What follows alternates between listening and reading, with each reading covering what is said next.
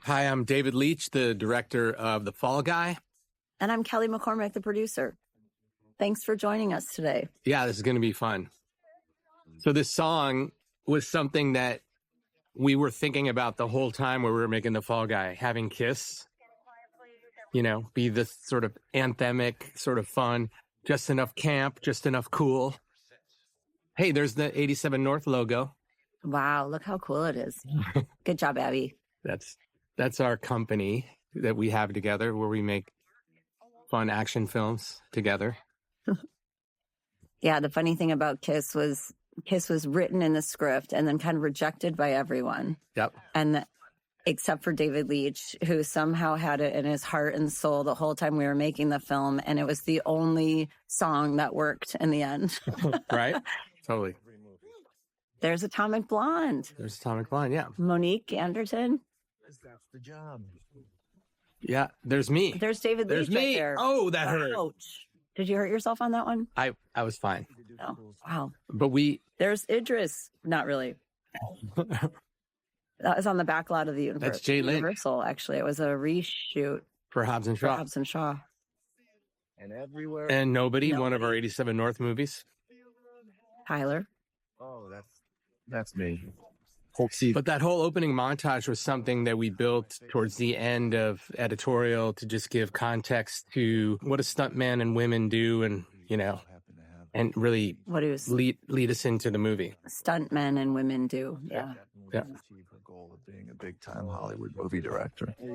It's so uncool. I don't want to over-romanticize it or anything, but I think what Jody and I got's the kind of thing you can only really find in the movies. Thank you. Jody. Hey, Colt, thanks so much for the stunt chat. Stunt chats, I love them anytime. Hey, Tom needs to see you at the monitor.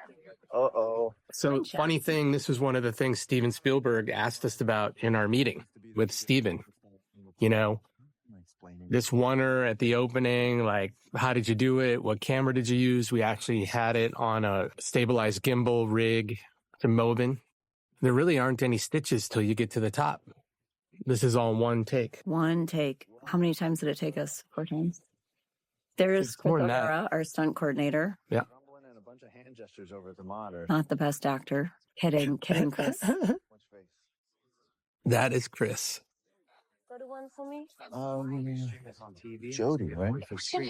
That is not my job. Yeah, sound was kind of important here, like pulling out pieces of sound and like tracking the characters as we come around and like when does it, There's the bro from the taco scene coming up in the far background. Yeah, he's in the Very background nice between there, David. Gail and Colt. Let's go again.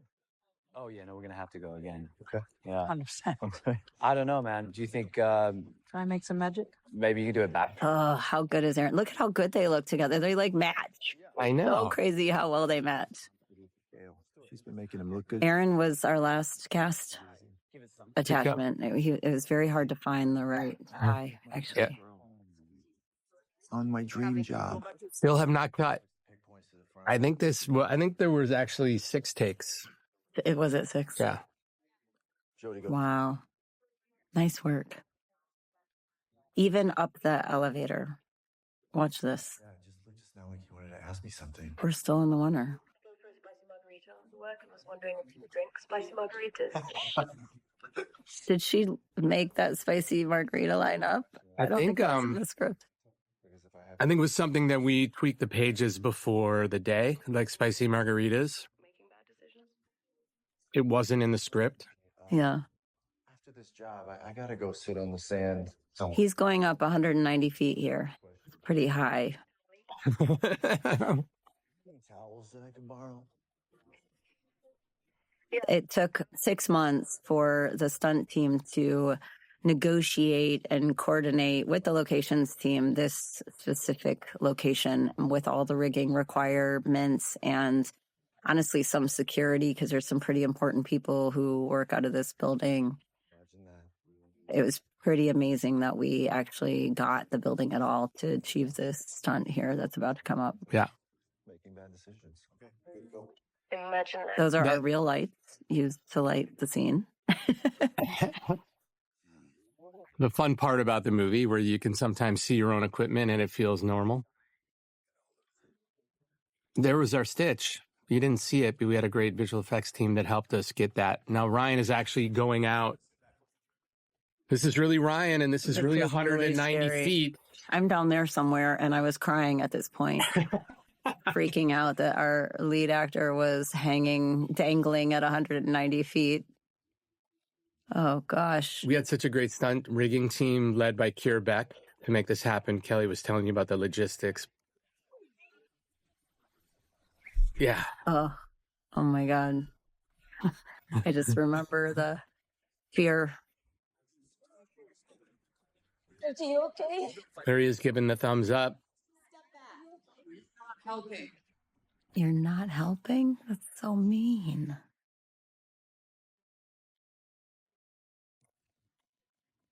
Took us a while to choose this font, and then we came up with the idea of the screenwriting idea, and again, Movie inside a movie about movies. about movies, and just leaning in. Before the fall, well, they don't mention that it sticks around afterwards, too. You can hear the weathercaster again in the background. David Leitch. Is a very soulful voice. Oh my gosh. And he just kept saying that it was going to rain. Rain, rain, rain, rain. It's actually ridiculous. That's the joke. I know. Cloudy. This whole section, one of the first things we shot, I think, is this apartment. But this whole section, we ended up intercutting. They were shot separately and cut separately for a long time. But we figured it was the same section of time for him, getting this call back, working at the Mexican restaurant. It just felt like a natural interweave that actually I think was Elizabeth Ronald's daughter, our editor's idea. And it just really flowed so well that we ended up keeping it sort of as an intercut. Totally. I love how it propel you through this section. And then ultimately, when he's driving the car, makes you feel like he's driving to her. Like he really has a motivation because we've already found out because of the intercut, we find out his mission. Mm-hmm. So it feels really good. Rider movie I was on. You're the stunt guy. Not anymore. Did you break your back or some shit? I did, yeah. There's a lot of fun alt takes in the scene with the douchebag at the restaurant. Mm-hmm. If you guys get on the DVD and you want to see some alt takes, he does some fun stuff. Mm-hmm. He sent you a message, right? The prayer hands emoji? Right, yeah. Still an asshole. The prayer hands emoji went early on in prep. I wish I wasn't. Ryan used to send us prayer hand emoji all the time. I think it was in the script from moment go. And so then our sort of symbol back and forth on all of our text exchanges. Prayer hand emojis, yes. And then it became prayer hands emoji with lasers. With lasers. Yes. And rainbows and stuff. Yeah. Oh, it was an accident, Cole. Everybody knows that. Look at those arms. In a real situation. I know. He's like a stunt guy. I just need a little bit of help from an old... The best stuntman I've ever worked with in my life, which is why... The guy with the waffle carrying the umbrella is a PA of ours on our set. Yeah. Who is a really cool kid, actually, and just handled the job. He's very serious about being a PA here. Yes. I love... It's really cute. Though there was a waffle truck that day on set, that's sort of leaning into the idea of that's the stuff that's around when you're making a movie, right? Yeah.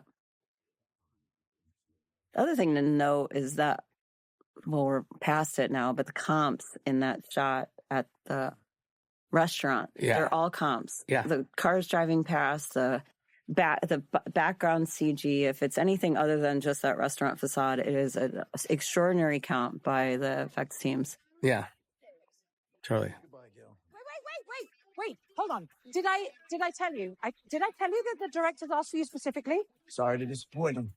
Here's a really good example of how we use music. Obviously we're building up the expectation, but the wish fulfillment in this cue, as expensive as it is, it's worth it. Every penny. I don't know. Maybe I just spent so much time writing shotgun in someone else's story, I forgot how to take the wheel on my own. I think that Does that make sense? voiceover is so critical too. Yeah. To tell the story of that he's Talking so much anyway. I'm just a stunt guy. The hero of the story. I'm just a stunt guy. It's just exactly what we wanted to articulate, that like, this is a guy who, you know, isn't the star, and you can go on the journey with him and connect with him along the way. And he's just doing his job, getting it done, working hard, keeping his head down, and, you know, dealing with all the shit that hits the fan. And so hopefully it's a relatable way through our world, through, you know, sort of the world of movies. Yeah. Totally.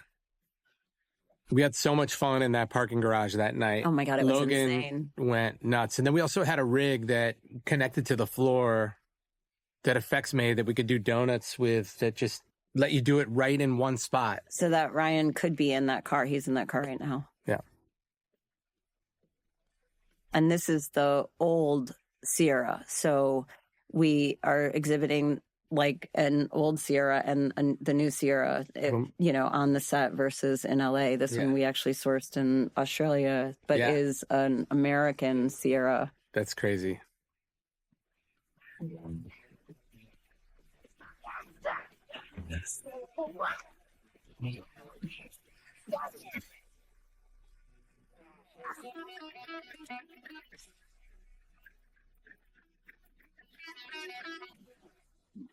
So, yeah. I didn't realize they were scanning doubles now. It's new technology. Basically, we use the geometry of your face to retarget Ryder's face, and we put Ryder's face back on top of your face. They really do, by the way, scan you. That's a big question. Like, we do scan the actors and scan the doubles. And, you know, you want to have 3D models of them in case you're doing stunts that you need face replacements or things like that. So this is a real thing. Is the director no one here? She asked for me. Does she want to say hi? So this was another piece that was going to be a oneer. Ultimately, it didn't make it as a oneer in either cut. It was a pretty long one. It was a pretty long one, and we were trying to sort of establish their relationship.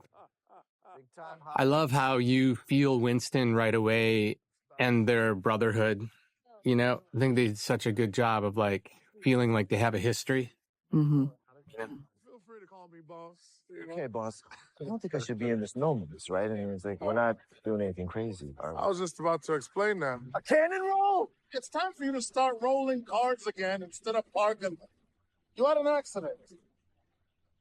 It was a massive miscalculation of the rig.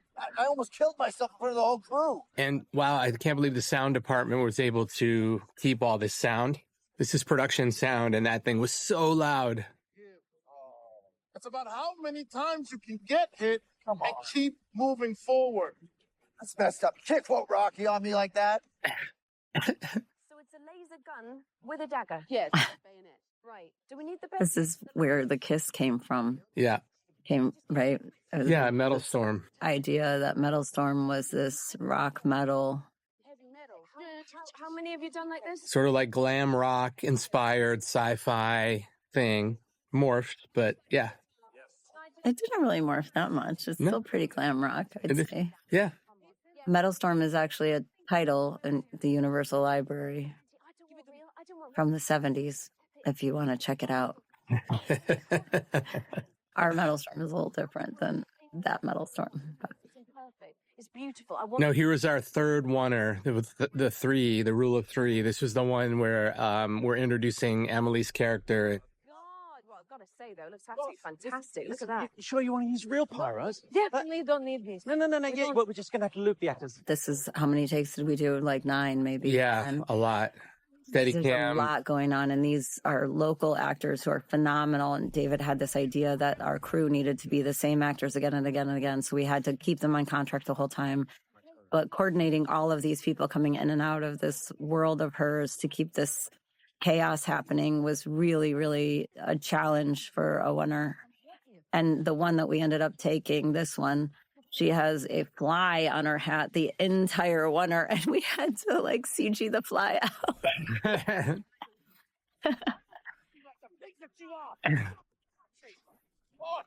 Adam as the AD is so funny. He is so funny. Yeah. Simmer down, eyes on me. Here's what's going to happen. No VFX, Venti, it looks absolutely fabulous. Nigel, So at this point, you know, our Steadicam had just recovered from COVID, and he's barely getting to here. and he stops, right? And then that shot keeps continuing, and Ryan had to walk up to him for his close-up because he couldn't even walk anymore. He was so tired. We ended up cutting that part out, but it was pretty funny. Bad sand. Bad sound. Yeah. Think we gotta postpone.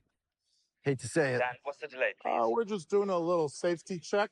The density, it's bad density. We're looking at the density of the sand. There's a new driver. So that whole density of the sand thing was a riff that Ryan earlier in the day was talking to Logan about how they tested the car roll. Logan And Holiday, our Logan driver. Holiday, our driver, who actually rolls the car. Here's what you do. You wait till it comes in, it compacts. And he explains all of this. Like, yesterday the king tide came in, it compacted the sand. So Ryan, in an improv moment, starts to riff this whole thing about bad sand and like compacting the sand and all this stuff. He just heard from Logan a half hour ago. But it's fun. Makes it So fun. good. Okay, the tide's coming up. Thank you so much. Appreciate you. Is that Jody? Yes. And Logan knew a lot about the sand because they rehearsed the stunt 3 times. Yeah. And we actually shot it twice. The first time we shot it, we got 4.5 rolls. And it was a beautiful crash. And we almost didn't go again, even though we all wanted a world record. This is one of those times, whether it's an inch or a mile. We had an extra car. We haven't had an extra car.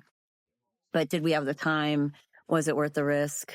Why would we do it again? And actually, I think it was Logan and Chris who was like, we would really like to try again. Can we please try again? And we found the time to grab the car and shoot another one. That's Logan Holiday behind Ryan. It's very funny. That's him locking him in. That's him shutting the door. Yeah. And he's the one who actually drives the real stunt here. Do this right. Engaging the cannon now. We do this safe, and everybody goes home. Charging the cannon. But that's really how this works. We use compressed air in the cylinder, and the cylinder punches a hole in the ground and flips the car. So that red button on the dash engages the cannon, and that flips the car.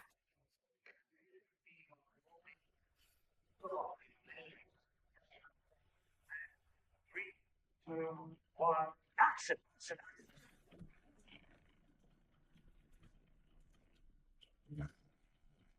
All right, guys, stay frosty.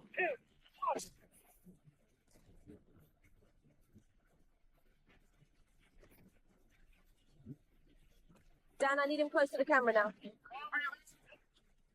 Look, I don't want to be that guy, but the sand's everywhere. Can't get any traction. When I do, it jumps, so if you get any closer, you're going to lose the camera. I know, but get in there. You got this, baby. Move up.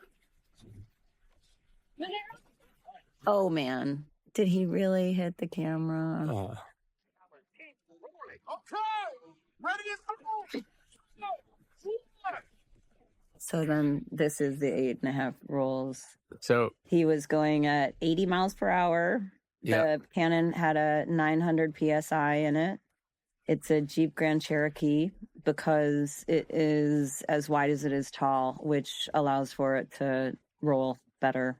There's a roll cage, which was purposely built with extra room. Nobody goes in until Stance gives the all clear.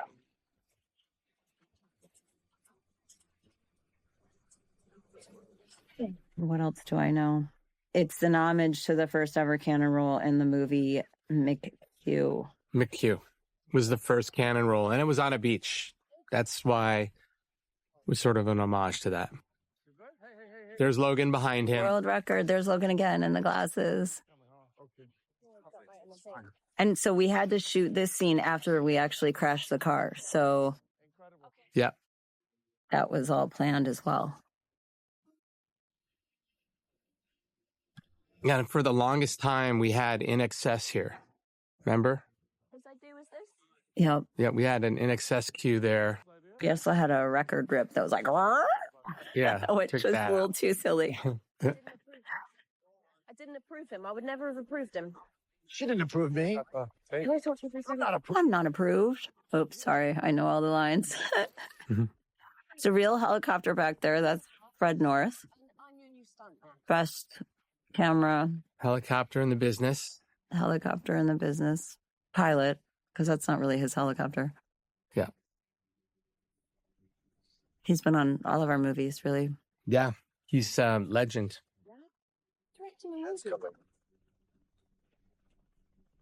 Why are you here? I think there's been a misunderstanding. Clearly. Because If you haven't seen the bloopers, you should check them out, or even the alt scenes, because there were so many great versions of this very hat moment that it was really hard to pick which one. Yeah. Comic-Con shot ruined. A lot of fun shooting this because they have such chemistry, and you get to see it right away. They are actors who really listen a lot to their partner, and so they can kind of flow in all different sorts of ways. It's really, really amazing to watch in the moment. yeah, I see it. It's they're not making it look as good as you are. I'm not trying to be funny. I'm just saying, but you look good in everything. The hat, again, was also like a last-minute wardrobe thing, I think. She was wearing one the day before in rehearsals because of the sun. Yeah. And then they were like, we really need to probably have one so that she doesn't get burned when we're shooting. Yeah. Literally have no one else. What's next? The fire drill. It's your call. Okay. Okay. There's a lot of scope in this shot with the helicopter and the beach and the equipment, and like it's Nice pretty job, pretty David. cool.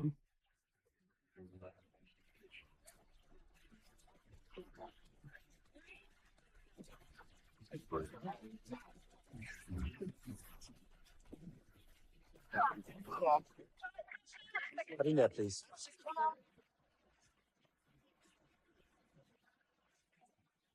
How you feeling, Colt Stevens? He's good. We're going to go again. Thumbs up, okay? Technical issue, little bump on the dolly. This whole scene was like inspired by the dress down that Minnie Driver and John Cusack have in Grosse Pointe Blank when she's on her radio show. And he comes in and tries to explain where he's been, and she's super upset about the whole thing. And then we just kind of amplified it and put it on, put it on 11. Yeah.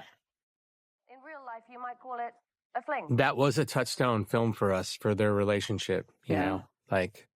Hopeful. So it's lighthearted and fun, but there's a lot of pain in the middle of it as well. And Told each other that over and over. I think this is a brilliant scene. David Leitch, congratulations on this scene. Thank Really, you. really spectacular. It's Cowboy is wounded. it's one of our favorite scenes of the movie. It's, I don't know. It just tells you everything, but it sets the tone, right? We're having fun, but there's real stakes, emotional stakes. Yeah. And You hit the rock better now. there's some ridiculousness that's going to happen, like, Yeah. So funny to think about how worried the studio was about the aliens we were creating and the costumes for the sci-fi movie. And they were so worried it was going to be cheesy and weird. And it just looks so good. And they're so happy with it as well. But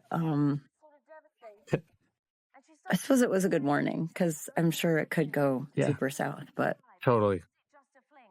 Yeah, I mean, look at him walking. even on when those we, stilts. again, not to talk about the Spielberg of it all, but he was like, you guys really went for it. You created your own aliens that I would use. that I would as use in a aliens. movie. In a movie. Many of our crew want to see the movie Metal Storm next. So Universal, let's do it. Yeah. One after another. And she had so many mind-blowing, far superior experiences, you wouldn't even believe it. Right, girls? Yeah, girls, that's right. It was like a sushi train. That was a line from Emily that we were not expecting. There are some great improvs.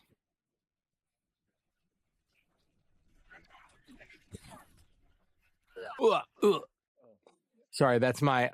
Yeah. Is it you? Yep. Yeah, that's all right. I added that in sound. You recognize it.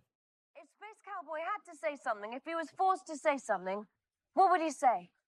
How would he justify this year she spent spinning out over this? What could he say? It's a puzzler, isn't it? But have you got any thoughts?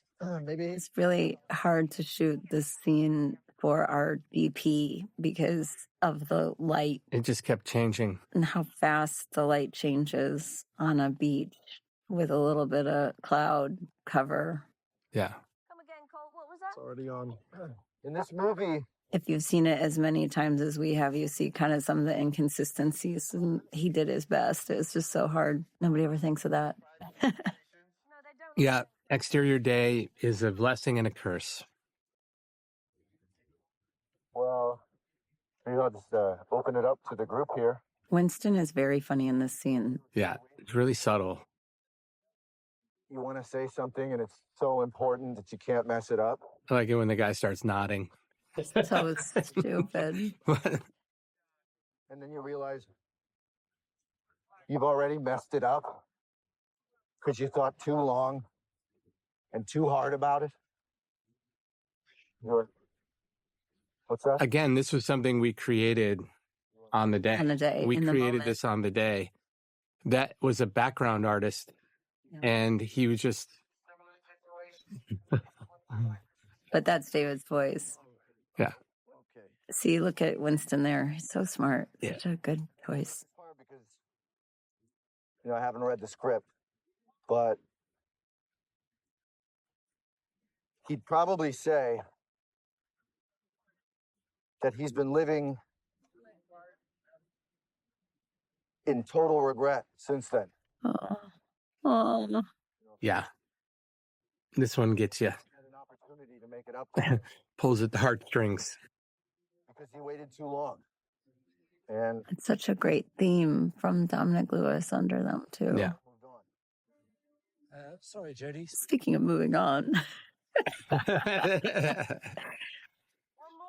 There's so much. Stuff going on. I know it, Detailed. It's so good. especially because we live our lives on set. I love It's just so easy for us to fall into it and really understand it. And but I'm excited that people get it too. It seems that they get it. Yeah. You know?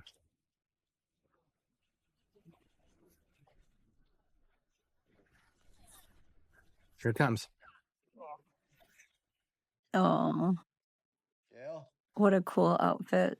Yeah, this is sort of iconic, I hope, because it's, as a stuntman, you wear that vest all the time, wire gags. Like, it's just, everybody has their own. It's like a really personal thing. This was Gail's, aka Hannah's, first day on set. Yeah. We had decided the day before to throw that wig on her. Yeah. We changed her wardrobe about 30 times because when she got there, we had originally conceived of like big power suits, but she's such a big personality that then we were sort of like, we actually need to tone her down and make her feel more connected to the rest of them. So we sort of started to like deconstruct how could she still look like the boss, but also be kind of, with among the people on set and stuff. And she was originally going to speak American English. Yeah, that's the thing. Like, and then we all realized that like the way that they all sort of like flowed and improved, that for her to actually do it, the American English accent would be way too hard, especially as fast as she landed like 3 days before we started shooting. So it was all sort of like super, super fast. So we were like, you know what? She's going to speak British English and we're just going to have to tell the studio that this is what we're doing. And, yeah. Yeah. and she just went for it. She had just come from TED, Which is like really scripted. Yeah. And no improv. Right. So, and we were just like, we were really letting them go. Like, we were really loose, and Ryan loves to improv. And so Play. It's part of what keeps it really alive.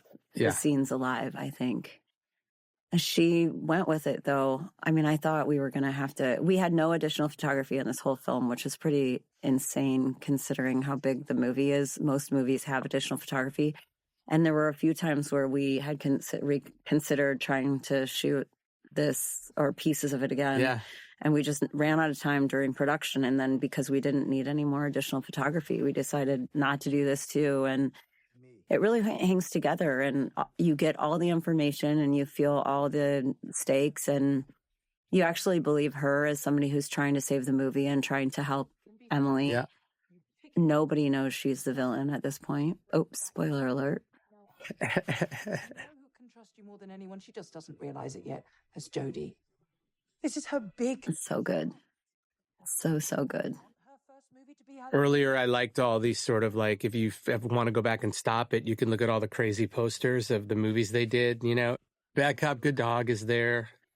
You see Jean-Claude is on the poster. Yesterday, it's your. I'm going to call you your Right, tomorrow. no, today, that is the door code of Ryder's Loft. Patio door. Took it from his trailer. He's still doing this Post-it note thing. Oh, It's like, yes. Where They're did like- the Post-it notes come from? So the Post-it notes came from Paul Berry, actually, our first AD. Really? Yeah.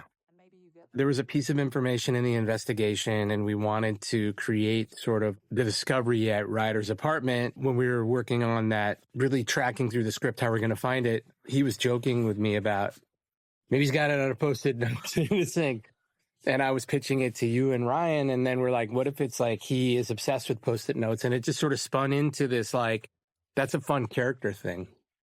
And we could have fun with these Post-it notes and put crazy things on it and learn about Aaron's character, because he has to haunt the movie, and it just gave us another way to Character thing. build his character without him being there. And so it was sort of inspired by Paul making a joke, and then we took it. Cool.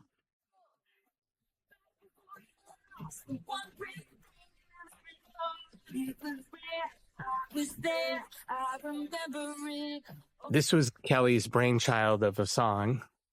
We actually tried a lot of songs in here. We did. And we did want something modern and connectable and emotional. And it's actually really hard to put Taylor Swift in movies because her songs are so evocative of the story she's telling. And this being a story about looking back and reflecting and remembering all too well ended up being like the perfect song because that's exactly what he was doing. And it's not the exact same memories, but so many of the lyrics are so connective to what was going on. It was the only song, really. Yeah, and I I'm think you're very right. serious about my Tay-Tay. I know you are. And by the way, you're right. We went through like dozens and dozens and dozens of songs. Like Angie, one of our music editors, cut so many tracks here. Oh gosh, I wonder how many. But I remember you playing this for me. Yeah, during a test screening, it's so funny because there was this one woman who raised her hand in the focus group and said, it's the best use of a Taylor Swift song because it's exactly a Taylor Swift fan's kind of humor. Yeah. You remember when she Yeah, said totally. that? Yep. With the knock. And people do really giggle at that moment. It's pretty awesome. Totally lands a plane. It's so fun. Jet lag. So dangerous. I'm very sorry. Cutting you up like that was very cathartic. I feel better. I deserved it. Now I'm going to make the camera up to you, by the way. The other thing that's happening here, though, is the truck, which was a really big deal for people who loved the original Fall Guy. All of our stunt guys who, are obsessed with the old television show were like, where and how are you going to put the truck in the GMC, the Sierra? Yeah. And, you better do it right. There's a lot of threats. Yeah. So the product placement joke, and then the fact that we've got the new Sierra here as his vehicle, allows it to be, if we ever did shoot in his hometown, does he go back to the old version, the old version? The old truck, This is kind of the one that's on the set. But I think the stunt community is pleased. Yeah, they are. For sure. I think everybody's going to want to wrap Sierra when this movie comes out. Yeah. Yep. I'm going to see people doing it. It's just every time when I think of something to say, it doesn't seem like enough. Yeah, I love this scene too. It's So really good. such a great scene. And you have two incredible actors that are just bringing it, making you believe. Make me believe, Tom Ryder. Dazzle and surprise me, Tom Ryder. If you're going to stay here, we need to keep it like super profesh. Super profesh. Professional's my middle name. Mm-hmm. Yeah, we wanted to make sure that Emily didn't come across as cold and angry and not approachable. And we didn't need to worry about that at all. The truth is because that's how Emily is. And she Yeah. can be completely, and what she brings to a character is like that dimensionality that doesn't have to play it all so, cold and angry and, closed off, that she can be open and vulnerable and, not ready to fall back in love. Yeah. But be sensitive to what's past and to the person that she's dealing with in the moment. And it's just, we got so lucky when she said yes to the movie. We totally did. This is my idea here. Yes, this was your idea. I thought it was going to be so funny. I don't think anybody laughs at it. Oh, no. But It gets a big laugh. Yeah? Oh, every time. Oh, good. You are funny, Kelly McCormick. You are very funny. I was just like, what if he only drives her like less than 10 feet just because she can't stand to get out of the car? Yeah. And that shot right there was because I had like 3 setups to tell that same story. And we ran out of time. We were running out of time. And so Jonathan put on this long lens. How do you get this done? You got to do this. So beautiful. And it's one of the prettiest shots in the whole freaking movie. I know.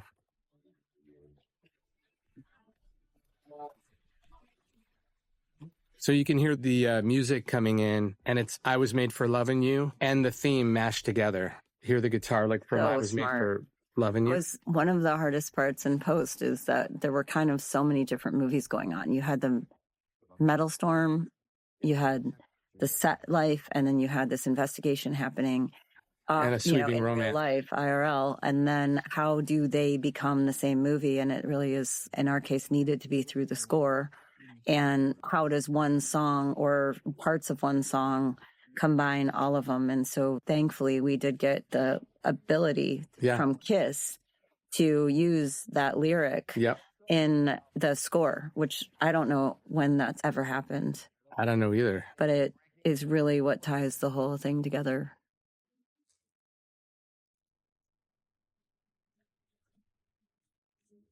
Right? Such a cool idea. Yeah. Here are the posted notes again. Why it's Chinese chicken orange. That was Ryan's joke. Ryan's last minute. And this song was supposed to evoke, like, how big of a douchebag can we make? And no offense to DJ Khalid. But it was just sort of like, how can everybody know that this guy's soundtrack is kind of extra? Totally. And that's actually, Cockatoo is a funny story. Yeah, the cockatoo was written in the original draft as a sober cockatoo that was used to keep Tom sober. And that's a story that Ryan has from some experience of some person who had a sober parrot. And so we sort of grafted it into the movie. And then we were trying to do this string theory thing that everything was cockatoo related, which is why the the Mexican restaurant's called the El Cockatoo de Capitan. Yes. He was, in the party scene, he was going to be wearing a cockatoo, there was going to be a cockatoo on the back of his jacket. There was a lot of cockatoo string theory that. Yeah, we ended up jettisoning some of it. Yeah. It's also like kind of the bird of Australia or something. I mean, they're everywhere in Australia. They are.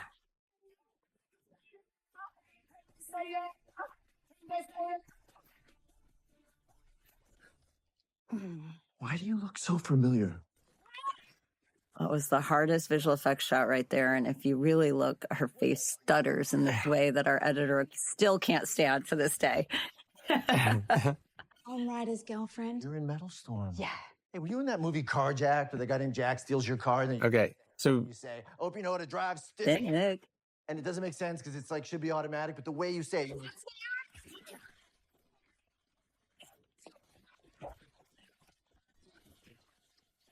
I'm just a stunt guy. I'm working on Metal Storm 2. You lie. We're only on Metal Storm 1. I'm also.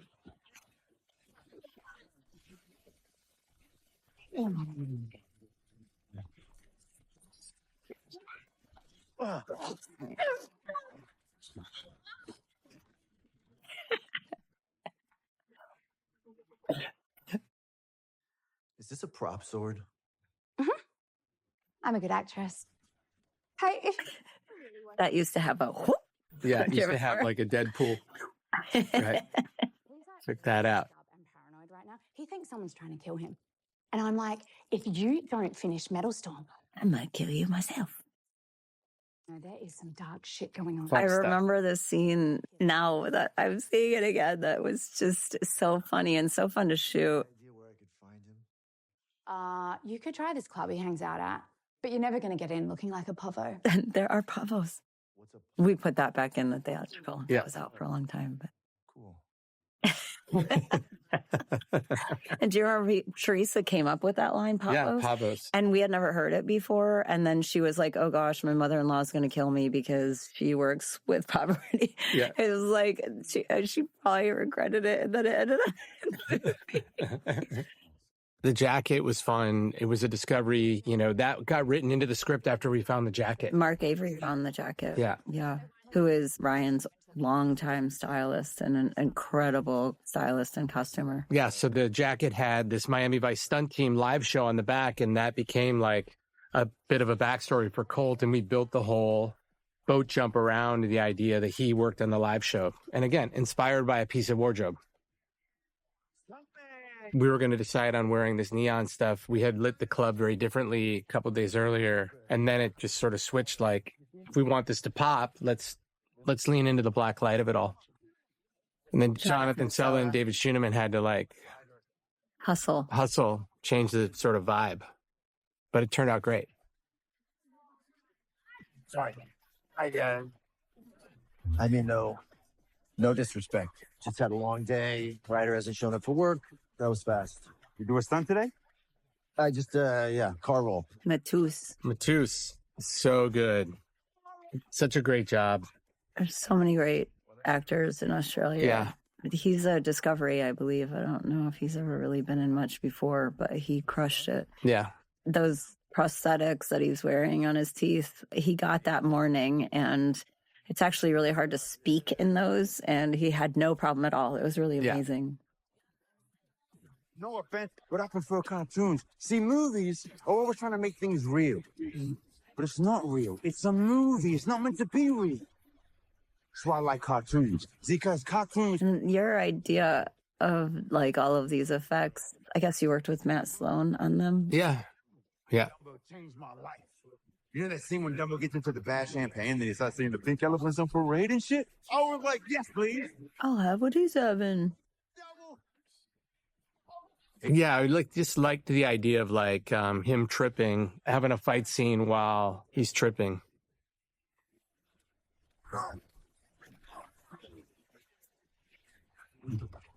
And we had a lot of different ways we could do it, but seeing the colors blur and like having these, sort of floating effects, we've landed on some great stuff, I think.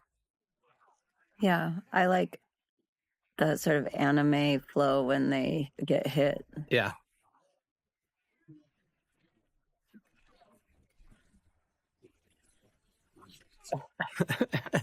The power up. For a minute, that used to be a major power up. Like, yeah, we had one effect where we had like he was on fire, like, and we took it down a notch. Come on.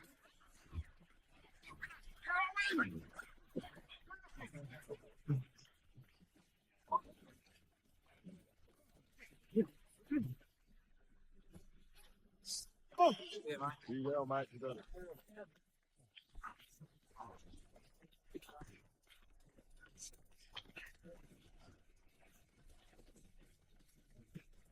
David had this idea to add Tom Ryder to all those moving posters. It's so funny. That was, again, like... That's beautiful mind shit right there. Yeah. Ben Jenkin, his first car hit in his career. Yeah. Nash Edgerton driving it, who's a really seasoned stuntman and director in his own right. A good friend. Yeah. Okay, I had a hard time not laughing. I delivered drugs to him at the penalty. I was losing it. And a lot of this was improv, wasn't it? Yeah. And Yeah. Matus is just going for it. Yeah, It's Matus really was hard to hanging do. with Ryan, which is good. How long did this last? What? How long is this gonna last? What are you even saying? How? So the idea of a mouth guard, stunt guys wear mouth guards when you're doing stunts. Like, you protect yourself. I don't know if we've ever really explained it, why he has the mouth guard in, but it's a stunt man thing. Trust me. Kevin's on a break. Okay, maybe you could help me. Can I order the fruit plate? Okay. Do you want me to call room service? I don't know. Is that what happens? Do you have a room? Should I just... Do I need one to order the take fruit plate? call? Fruit plate. Oof, wow. Hi. So look. Hey. What happened to your face? Hi. Hi. Okay. This was another scene that we were thinking we didn't We need in the almost movie. cut. It was on the cut. It wasn't on the cut. it. Yeah, we shot it, but we're like, Well, we almost cut it before we shot it for Right. budget. yeah, Emily insisted on we shoot it. yeah, and so glad.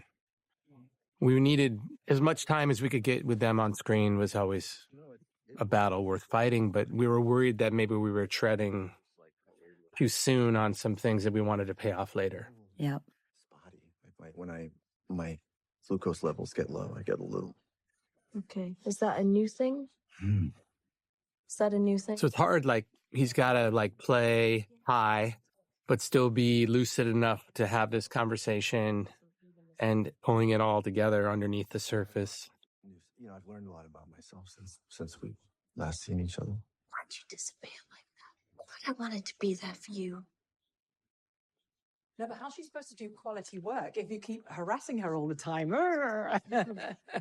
Her outfit and also Gail's shirt are about Hawaiian shirt day, which is a thing that sets used to do. Yeah. Every Friday, everyone wore Hawaiian shirt. Yes. And we thought it would be really cute to sort of like Easter egg that in for old crews back in the days. Yeah. And you'll see in this next scene that a lot of people are in Hawaiian shirts. Yeah. When we get in front of the opera house, you'll see it. Everything's rosy, but I feel like if I lean into reality, then maybe that's the way to go. And most love stories don't end well, usually. Yeah. And we're talking about the third act. We were actually having our own sort of like finalizations of the third act, problems of the third act, which is why we wrote it into the scene and like. And into the other scene. Into the other scene. Yeah. It was sort of life and art colliding. We're definitely having a problem with the third act. We were. It's fun. It's nice. Oh, Kevin. He was a great local actor. So good. Yeah.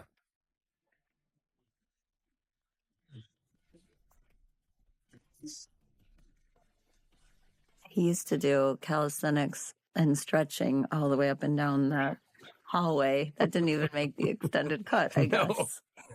He had a whole routine, He had a getting ready whole to routine. crash through. At one point, I think the horse was out there. Yep. The unicorn. Yep.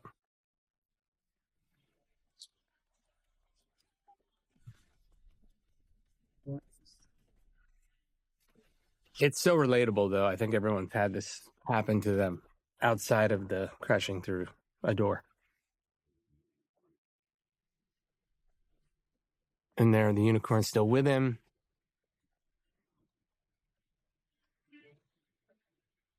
Which we put that unicorn in later because we took him out of so many other parts of the theatrical, but we wanted this split screen thing coming up right here to feel like maybe he was high and none of it was real, including finding the body next. Again, spoiler alert. But if the unicorn was still a part of it, then you could kind of suspend this disbelief that maybe he was high the whole time and none of it really happened. Yep, totally. And even mentions that now outside of the opera house, like, did that really happen? Super cool, or do you think it's a gimmick? I think it could be super cool. Yeah. How do you? So the split screen was like sort of a technical experiment. Like we shot Ryan's side first and took all the measurements with the dolly, the push-ins, the lens, everything. Divide between the lovers, and I want that. And then we had Emily off screen, and then we had Ryan off screen with a monitor, and he's feeding her lines, but we're doing the same exact moves and dolly moves and measured everything on her separate set pieces. So it was a little bit of a science project. but a fun one, something that we were really excited about. Seem to be pretty manageable problems. Jody, how's this? Manageable problems. The aliens. And part of the reason was they had so many phone calls in the movie. We were like finding ways to connect them, because they're so good together on screen. And then the split screen experiment seemed like a really fun sort of rom-com thing to do in the middle of this, sort of action comedy. Also, that OG movie, was it called Pillow Talk? Pillow Talk, yeah. That everything was, the whole movie is in a split screen. Yeah. Was a real reference for this. And we thought it such a romantic movie in a way to really kind of pay homage to that great film. Yeah. What are you talking about? Of course you Did you? Yes, of course. They're on the park bench. She's got her head in his knee. She's a This part is so fun and so funny. I think people that love movies know these references, and this is a movie for people who love movies and love the idea of movies and making movies. And so there's a huge part of the audience who, are like the 30 and over women who love that section about Julia Roberts because they all grew up on watching those movies and loving those movies and watching them again and again and again. And they just start giggling when it's all wrong before the punchline happens. It's really fun. So like a wave of giggles. But maybe it can't. Maybe it doesn't. Right. Yeah. But what do we know, right? Because all we know at this point is that the cowboy likes the alien. This is shows you how great a physical comedian Emily is, and like the nuance with the glove. Her idea to put the rubber hand on, again, looking for ways. Was it her idea? Yes. I couldn't remember whose idea that was. Well, we were goofing around. She's like, maybe I should put the hand on. And I'm like, you should put the hand on. And then it was like, no, you got to put the hand on. And she's like, no, maybe I shouldn't put the hand on. I'm like, no, you got to put the hand on now. Like, you brought it up. Mm-hmm. And you see how she uses it, and it's so funny, but we're not losing the emotion of the scene, but we're laughing, and it's so endearing, and it's like, brilliant. Especially because it's the setup to the payoff of when he's in the alien costume with his hands. Mm-hmm. That's the part that I just am blown away by, that connectivity there. Yeah. That is not the real horse. That is a great visual effects horse. Yes, it is. Yeah. It is. That's a unicorn.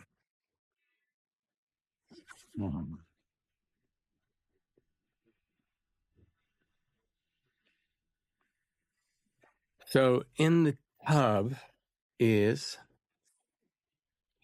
Justin Eaton. Yeah, that's one of the doubles. One of the stunt doubles. His for main section was the fight in the bar, actually. Yep. He's playing Henry Herrera. Yeah, Henry Herrera. Is that his name? Yeah. The dead stunt double of Tom Ryder. On the rocks in the hotel. Oh, this scene. This scene.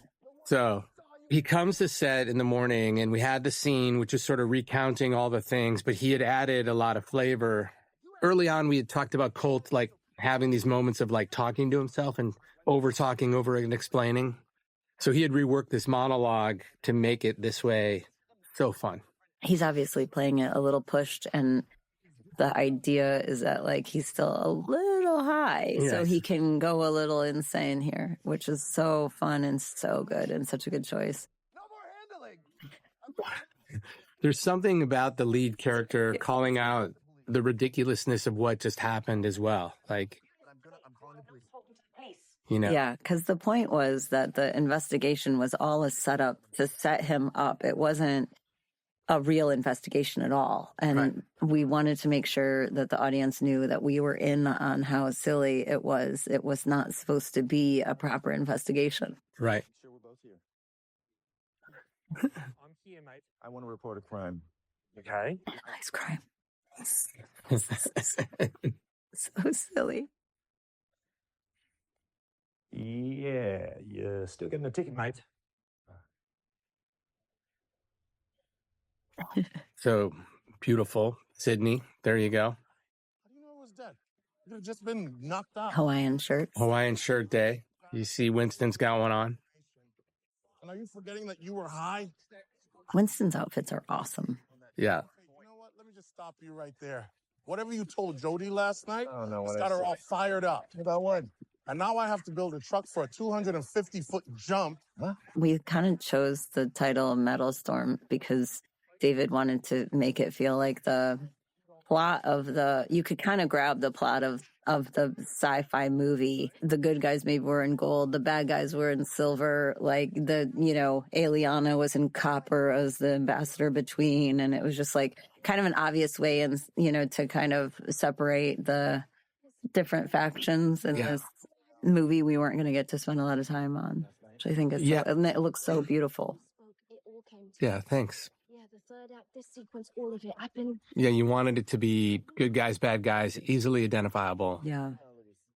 And the city of Sydney gave us access to this opera house, which I think is maybe the first time no, it's not the first time, but it's the first time in a long time. I think we had it for 2 days of shooting. Yeah. Yep. We were there 2 days. And we wanted it to look like it was part of the set. So our production designer, David Schoeneman and David Leitch, decided that the beautiful architecture of the Sydney Opera House was just like part of this alien landscape. Yeah. So cool. I don't need cuts. I don't need gimmicks. I don't need anything. I just need you to finish this movie, maybe even make it a great movie, And you got Space Cowboy. It's pretty easy to identify the hero. So you got Colt now embodying the hero of the movie. What are we waiting? In the golden outfit. In the golden outfit. He's doubling. And now Ryder's not available. He's got to step in and be the hero. And so there is some sort of underlying themes that are happening right now where the stunt double is becoming the hero of this story in a lot of different ways. Yeah, we added the rain machine pretty late in the process. We thought it would be really funny to show that a lot of times on sets on movies, rain is added on perfectly sunny days to make it look cool or lots of different reasons. But for people to see behind the scenes that actually happens, it's not always raining when you're thinking that it's raining on a set. Yeah.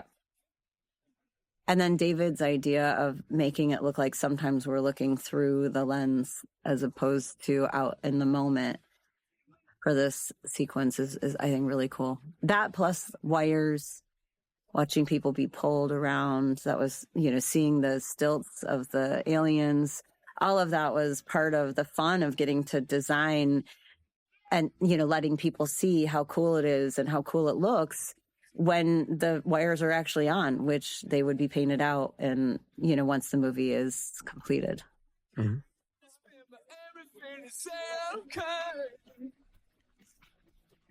Yeah, I really love this sequence, how it turned out.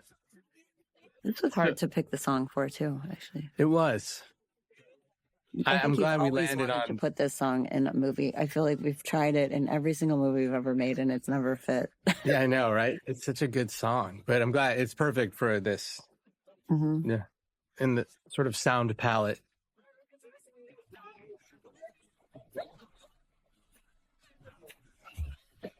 So the green dots on the face are real. Like you would use that in a movie if you were going to face replace the double.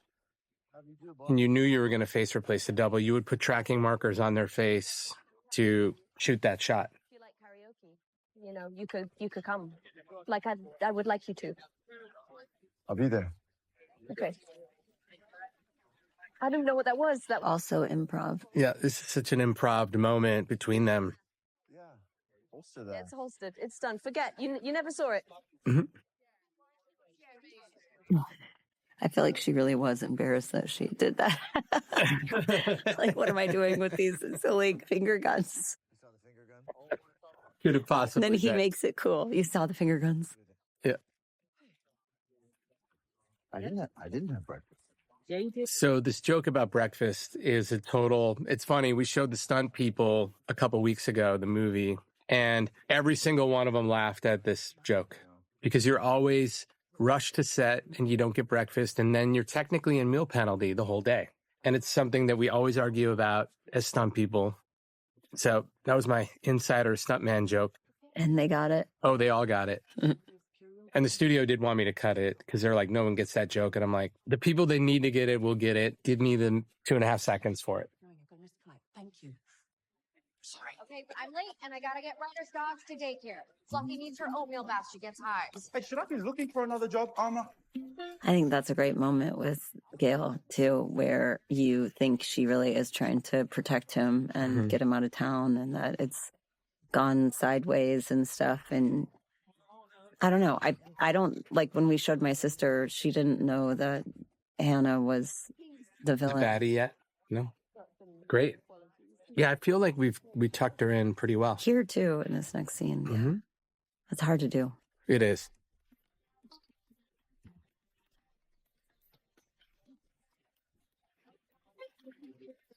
Tag was an awesome partner to us in this movie. Yeah. So we Those dogs weighed together probably 3 times more than Stephanie does and drug her down the street countless times.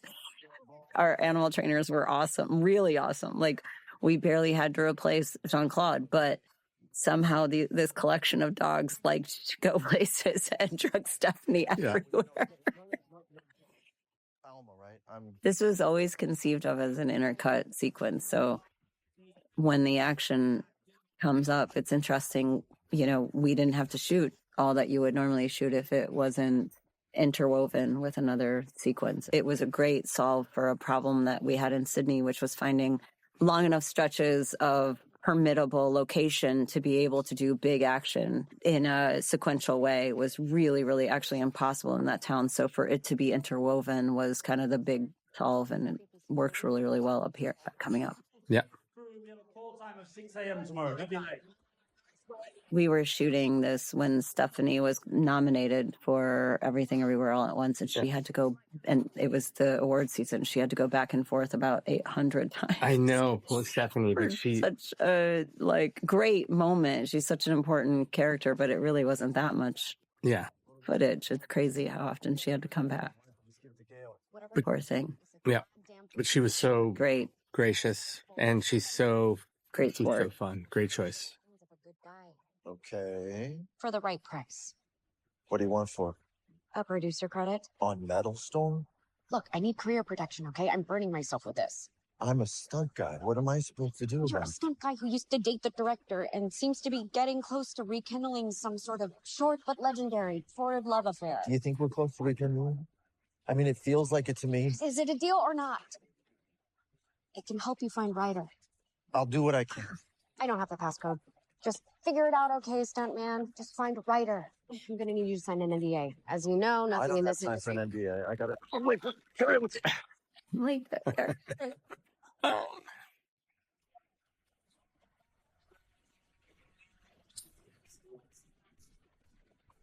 What?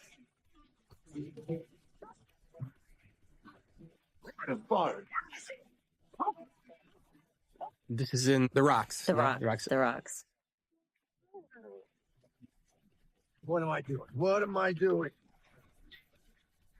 You said that you left town. Yeah, I love the intercutting, because really then the action is really about the love story. And I think that was our whole conceit from the beginning. And you're right, it allowed us to do some scopy things, but not have to have all the connective tissue. Engage your core. So many fun riffs with the dog. That's an homage to sort of like the classic jumps from the original show. Yep. They did like 3 of those every episode. Yeah, it jumped 50 feet. It jumped 9 feet high. And the ramp was 5 feet high with a collapsible kicker in case you guys care. Early.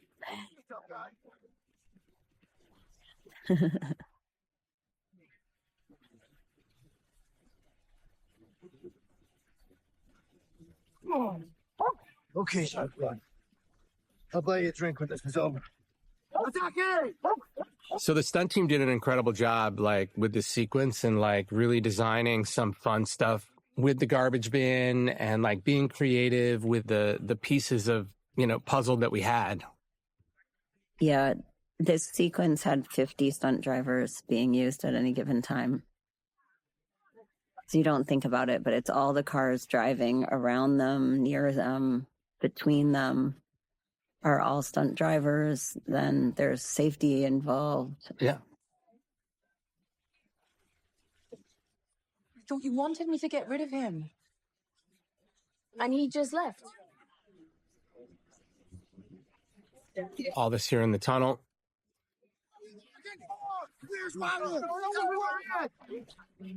Did that guy really get hit off of the back? No. So that sign is fake, right? The sign is fake. That we did a VFX version of that where he's sort of motion blurred out, but the roll and the impact is real. Can I get another one, please? This is one of my favorite moments in the movie. It's such a great moment. He can do whatever he wants. He's an adult human male, and he should. Eating those puffs. And she's like on tears, like verge of tears. You can see the tears welling, and she holds it back. And it's funny when she says that with that stuff in her mouth. It's everything. That shake of the head. I mean, look at that. That is a performance from. It's a brilliant.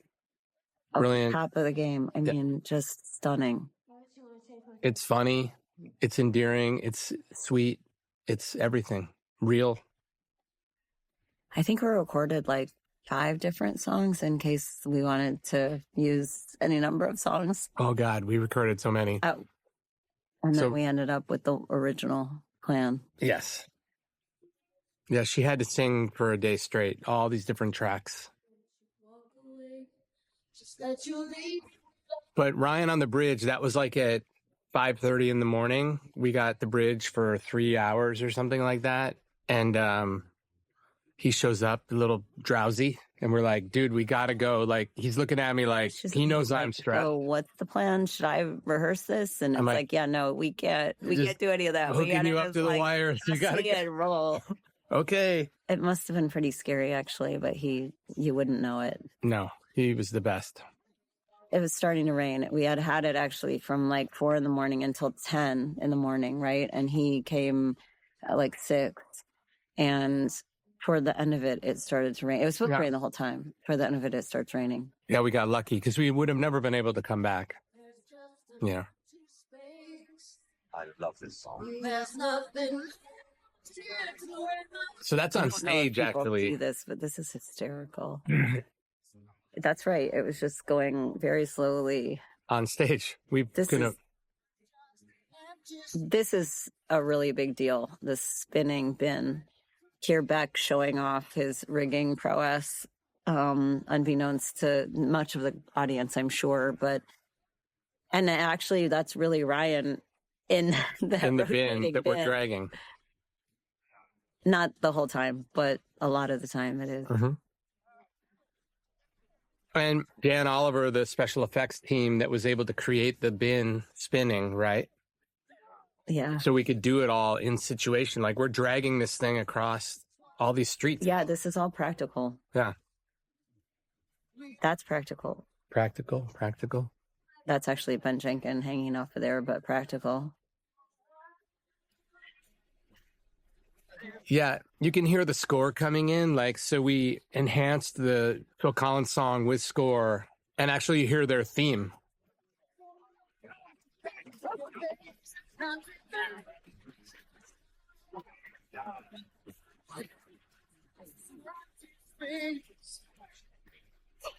What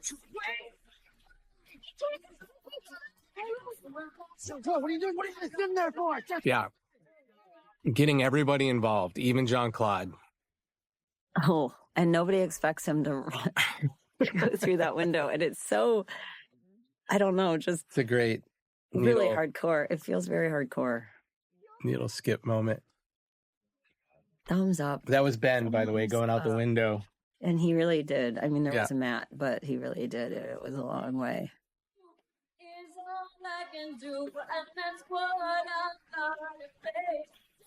Oh, Who doesn't love the man and his dog running for the love of his life? Oh my God, it's so epic. And this transition is so good. I will give all the credit to Elizabeth Ronald's daughter. You think he's going to make it. You think he's going to make it. And she's still pouring her heart out on this stage. And until now, it's like, what? Where did she go? And that transition is so good. Oh my God, Great. it's so good. She left. Where were you? At a rave? In the sewer? At a rave in a sewer? What's with the dog?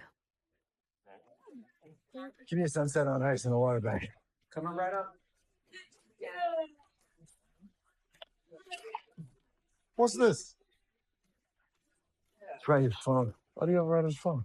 All I know is some really bad guys are trying to get it. Are you serious? Look at Venti singing her heart out in the background. She's so funny. Then find Ryder and get him to finish Jody's movie. Okay. Oh, shit. Yeah, Venti. She's like a tech genius at this stuff. Thank you. What's poppin', homeboy? That's what's great about sets is that I always say if there's an apocalypse, I want to be on a set because somebody's good at everything. And this is an example of that. Like, we've got a tech expert here. Like, you know, she'll get us into this phone. I mean, it's not the case this time, but Right. she has the skills to get it open eventually, which is more than you can say for if you were anywhere else. Totally. than with your film crew. Yeah. Dan actually did sing as well. He did. He sang Kevin Campbell, Can We Talk? Yeah. And that was a like joke. Like a beast. I mean, it was so good. It was so good. So good. It was sort of set up as a joke, and then we didn't have the time. I love that shot of the dog drinking. It's a good button out of the scene. Jean-Claude, regardez la cockatoo. Guard the sober cockatoo. Silver. Sober. Oh. He gets his jacket back. Super important coming up. We get to have some fun exploring these Post-it notes. Also a Ryan line. Yeah. Momoa or Momoa. Mm-hmm. And that's a Easter egg plant to pay off later. Yeah. Ooh, what do you got there, buddy? You know what? I deserve this. This one says 2% breast milk and nobody sees it. It's very funny. A lot of the other Post-it notes are hilarious, and our art department just went nuts, and they're so funny. I wish I would have remembered them. I know there were a So lot hard to of come up great with ones that are just later. sitting around. Oh my gosh. So this was just the idea that we came up with while we were shooting, that we just would give Aaron The cell the phone. license to shoot his own stuff on an iPhone and give him a few different costumes and let him do some stuff. We gave him some ideas, and this is what he came back. And we almost didn't put it in because it was this big sort of question of tone for the whole movie and where you could put the comedy and where you could put a serious kind of element. And these guys got really silly in this scene sometimes, like coming up. And it needs to have stakes. So we decided, oh, why don't we put the comedy in what Aaron's doing and show as many of those stupid videos as we have so that people are having a good time and, like, you know, before it gets more serious. Totally. And then our characters could be more serious and he could be the fool. Yeah. Look at those golden shorts.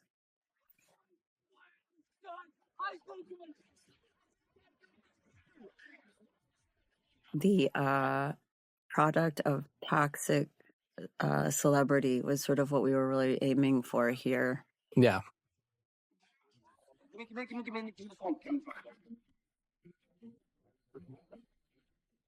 Did they just kill Henry? I do like the, you know, all of a sudden, like the score comes in, the stakes ramp up. Like, that's a shock moment. People are not expecting that moment. It's great. Oh, it's Venti.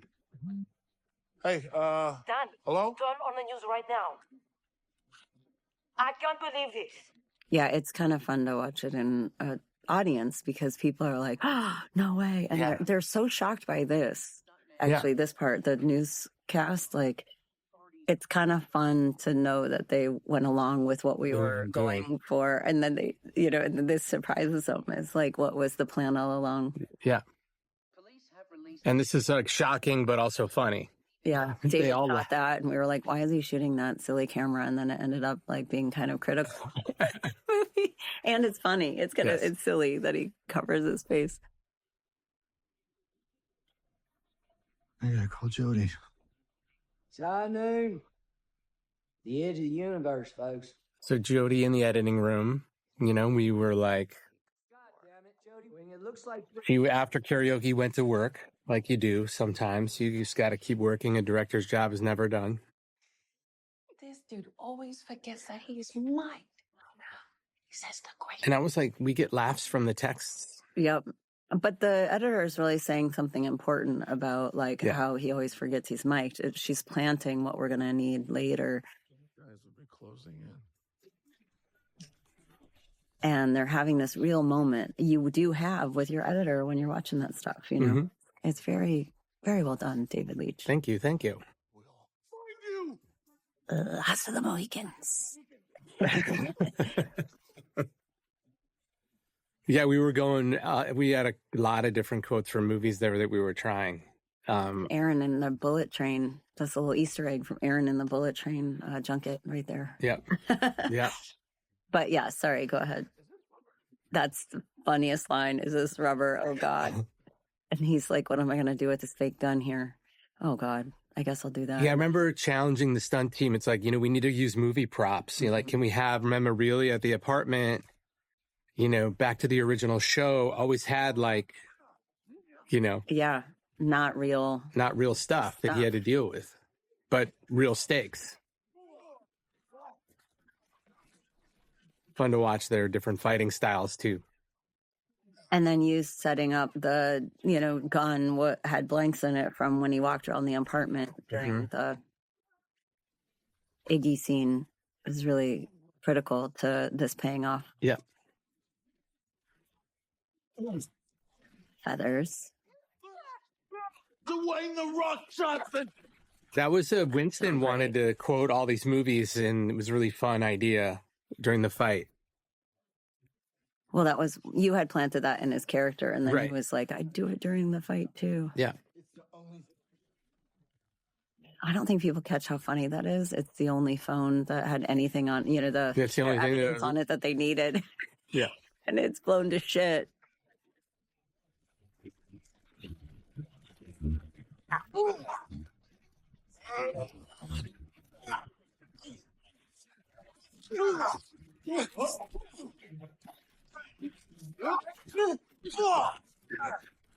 Hey, man, bud.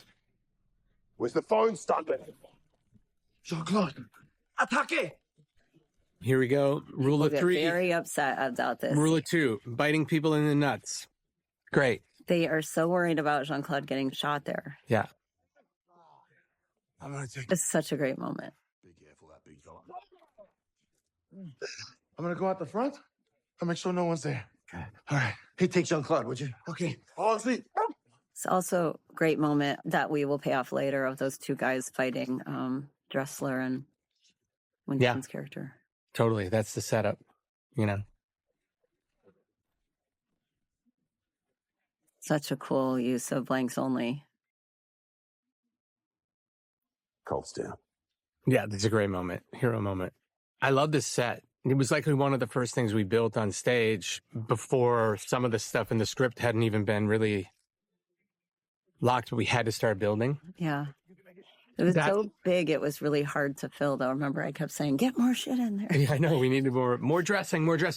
But it connects perfectly to this is now a practical exterior. Yes. You just feels the geography works so well. Yeah, and that leap is pretty cool.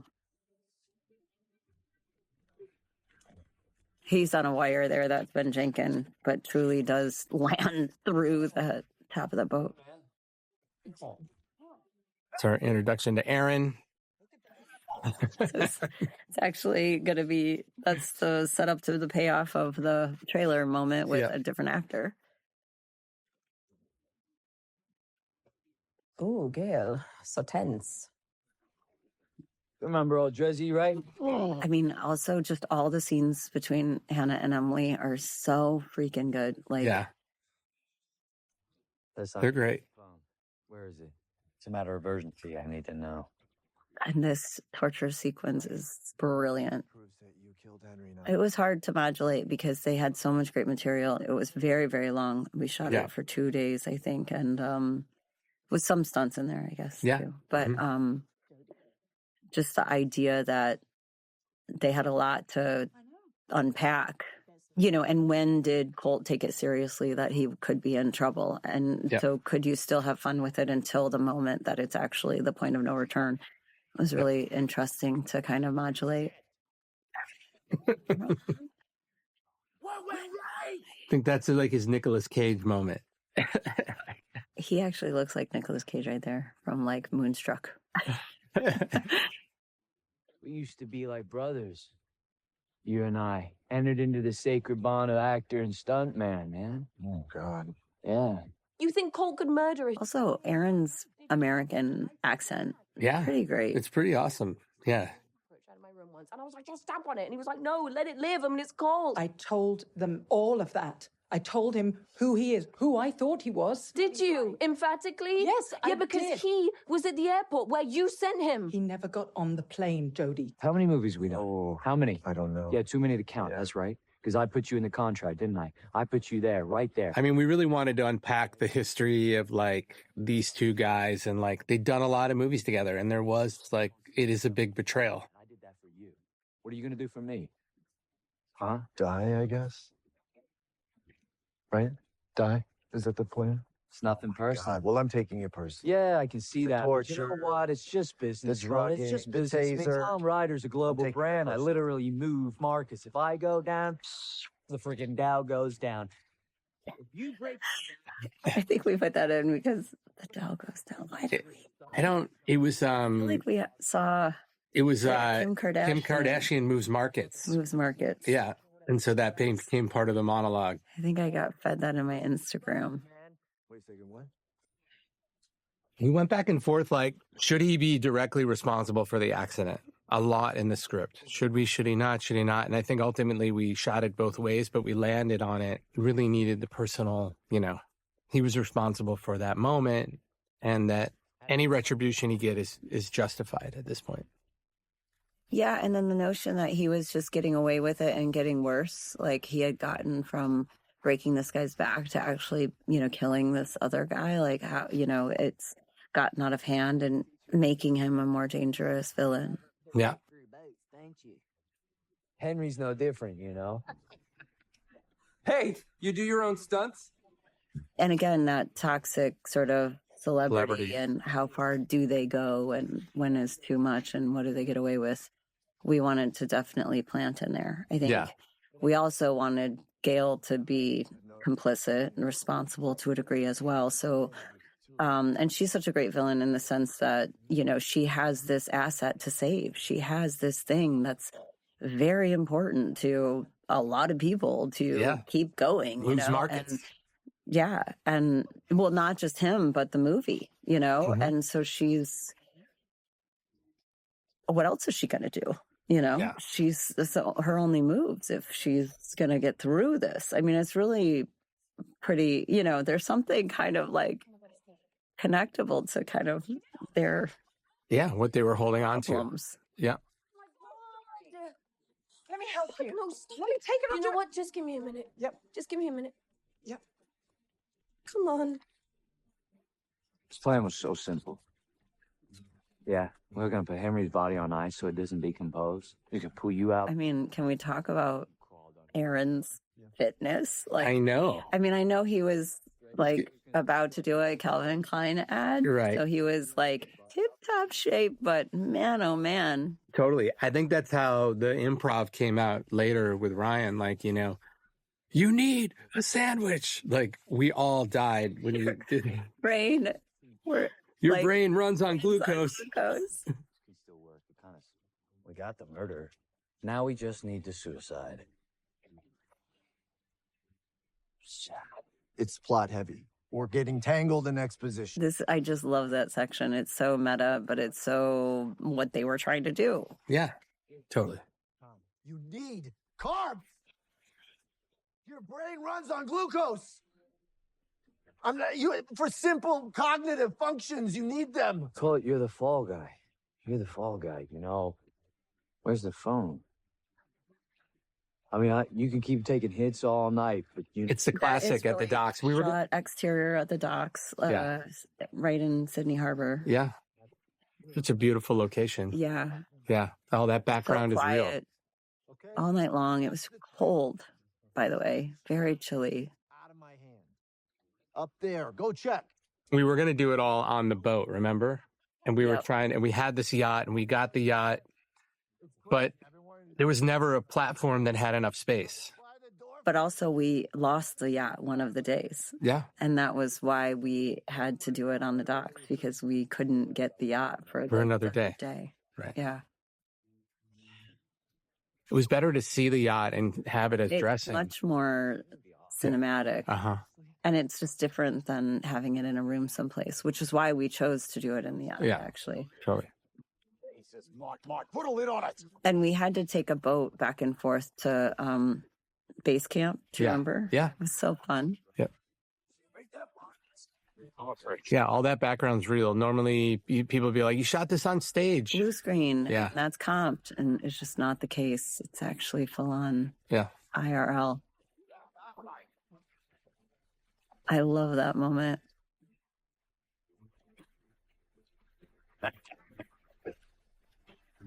Yeah. This fall gag's real. We had a real fire breather on set. Yeah. To teach the double, to teach Justin how to do it. Yep.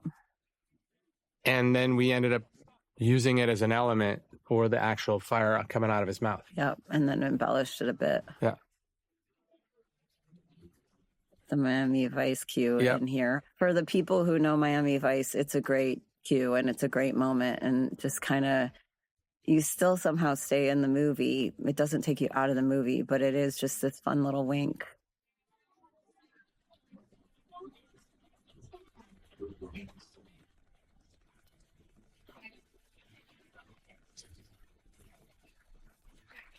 That's Ben Finken driving the boat. And we actually did that jump. We did, but we had a blind driver driving it. Yes. So there was a person hiding underneath.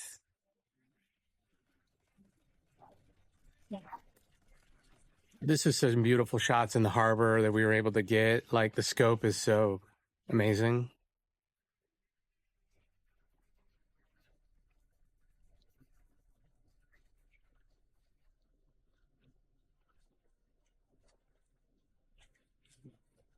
Sort of happens a little fast.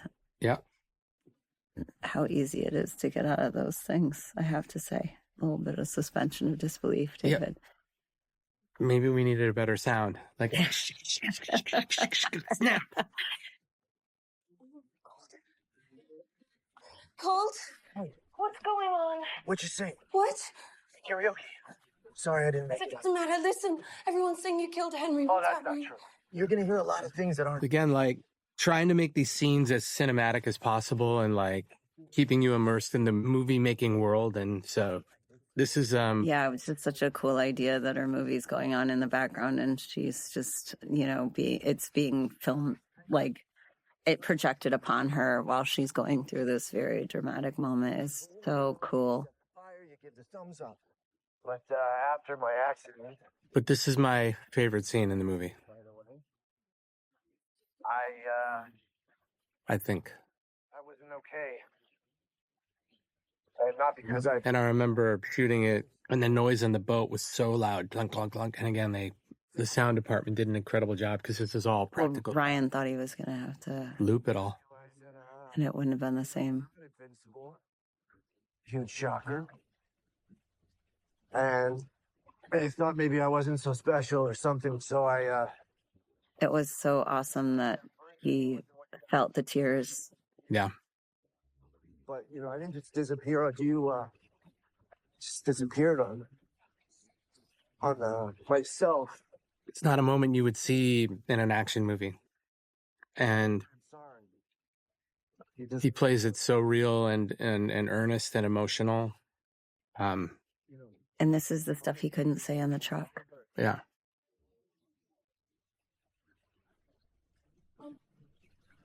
Getting hit by a car hurts.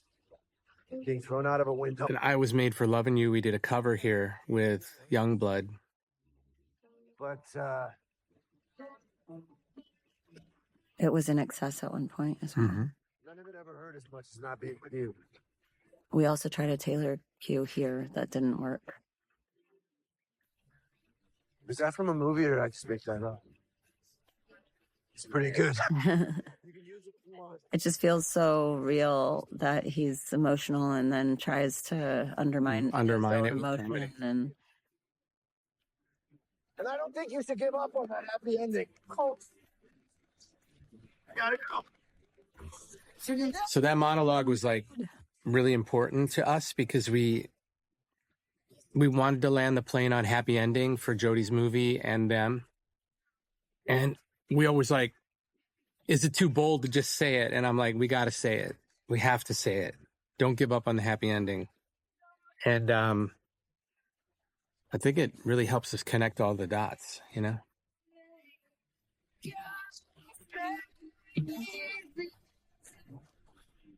Here's obviously the stunt he did at the Miami Vice live show. at one point we had a CG like Colt jumping so that you knew that it wasn't, that he didn't die. There's a lot of conversation about whether we should show that he died or not. Yeah, how long should we hold off? You know he's alive. And fun fact, Ryan actually got his boating license for all of this work. Yeah. Although I think there was always a blind driver so that he could perform. Yeah, he did.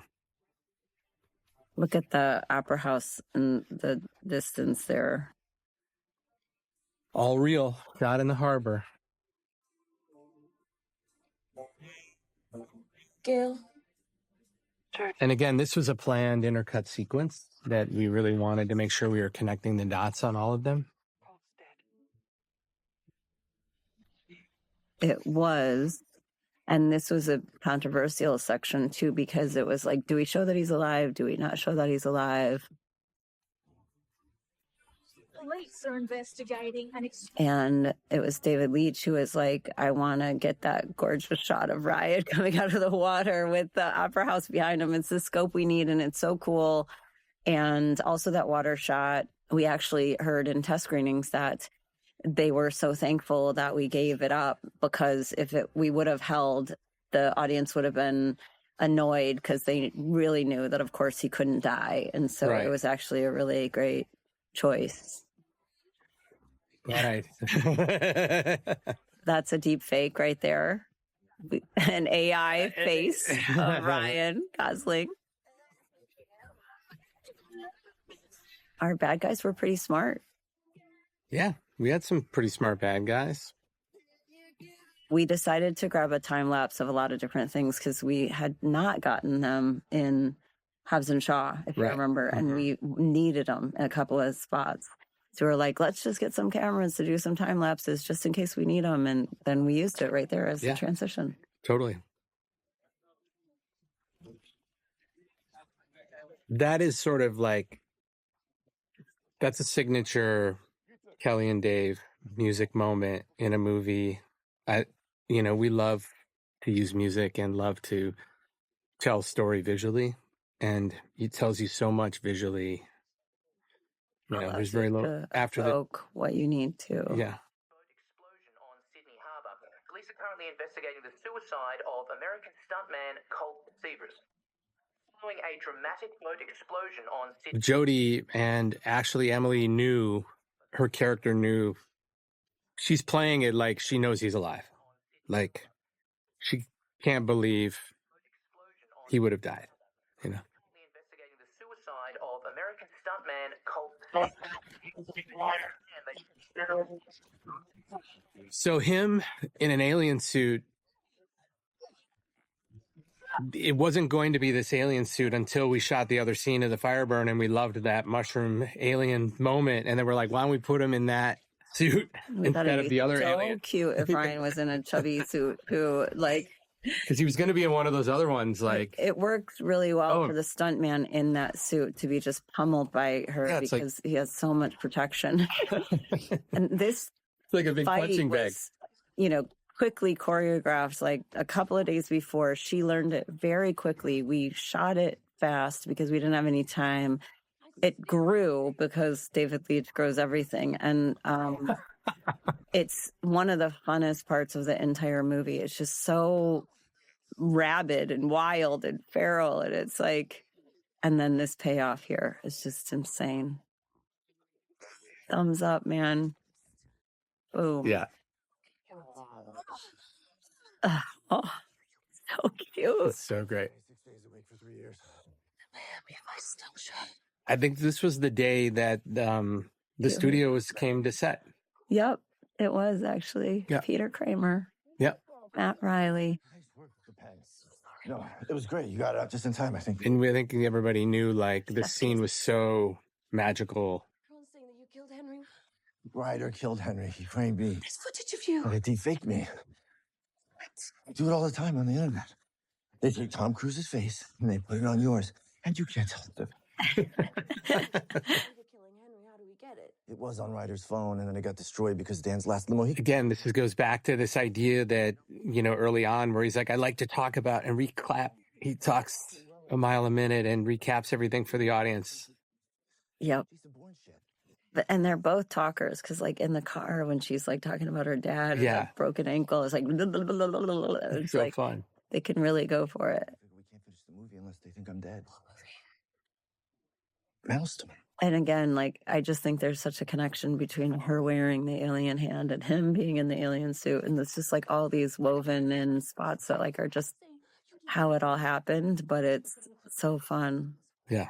We're going to hide you until we can clear your name. None of it matters anymore. It's just a stupid movie. What? Don't say it. That's Metal Storm you're talking about. I felt like that's how we were with Emily the whole time. It's Metal Storm. I know. She kept She's saying, like, what? Like, such a whatever. dumb, It's so like, silly. what It's is such this a so dumb silly? movie. It's so Like, silly. it's like you have to care about it. Like, Like, it's if the you only don't- thing you've ever cared about. And all of us get to be a part of something special. And we all believed it. And then I think finally she did too. Yeah.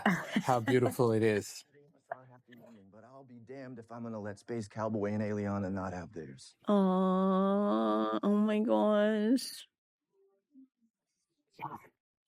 Ready, my love? What's up? Yeah. She's in on it. Yes. Let's just kiss it. No. Yeah, it was such a fun day.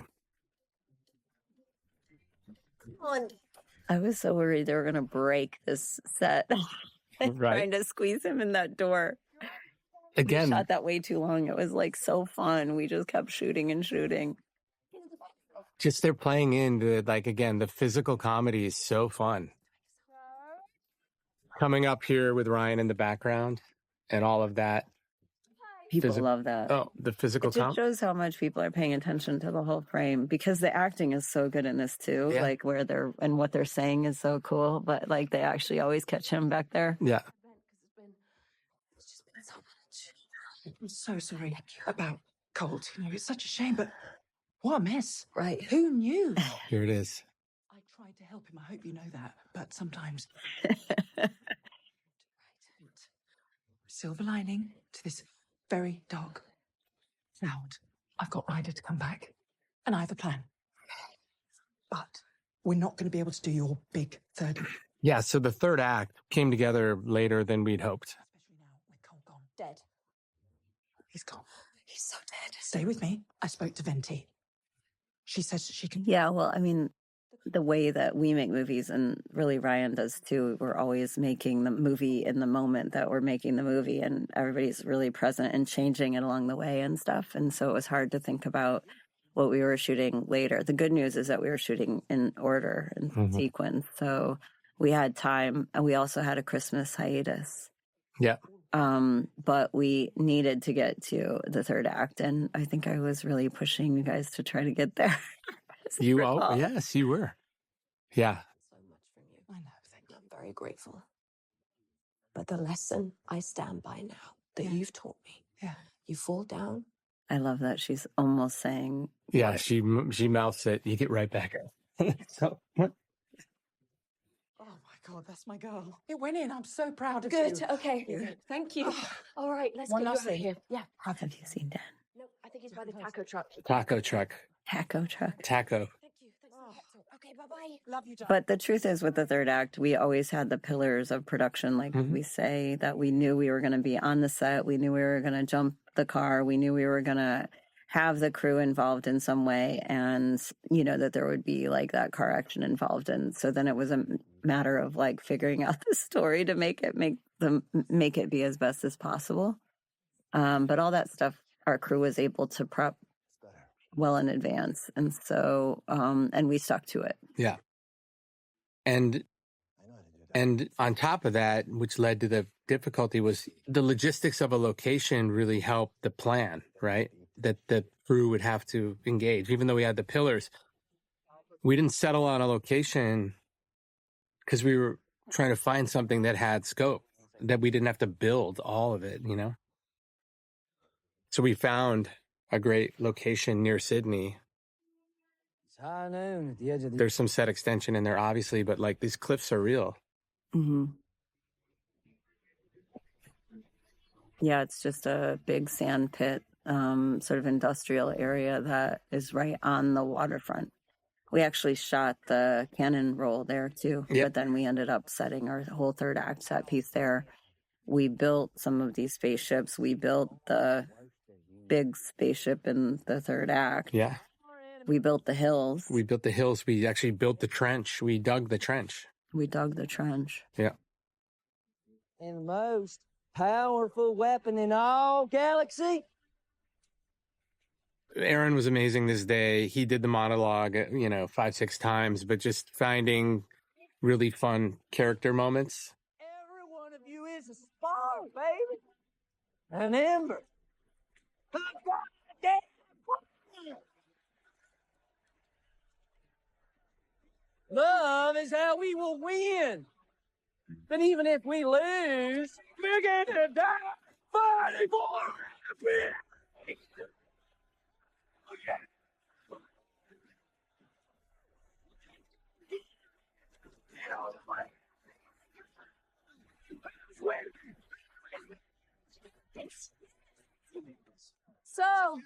So good. Thank you. He was really hesitant at first, like, I don't want to play this narcissistic douchebag, please.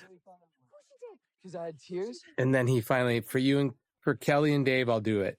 Yeah. He's like, I'll do it. The alien truck coverage. All right, that's it. Yep, we're going to do the car jump. No. So glad. He's so glad. He's brilliant. He's such a genius. 15 minutes tops. That's all I need. I can't see anybody else in the role. No. I mean, I know. Come on, this is his moment. Wait. I'm not going to do any driving, man, because I'm going to feel really nauseous. I need this, okay?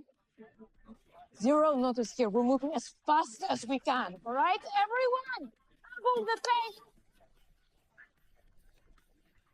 Yeah, so that's a practical trench that we built. yes, but a CG shot. CG shot, yes.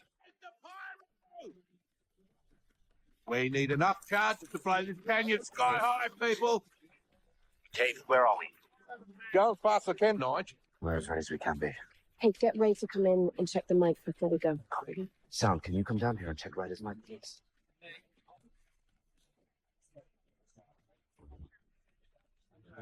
All right, Tom, you ready? Yeah. Okay, remember this bit? You're going to be in the alien vehicle. Okay? Yep. Okay, and with nowhere to go, you're going to jump the car over the ravine. So I just need a quick pop on you. Space cowboy ain't scared no ravines. I'm thinking maybe just a couple of reaction shots and like gripping my teeth. Like, god damn. Yeah. I love Emily's reaction to all this, like maybe because it's like, It's going to be great. Yeah, I love the choice.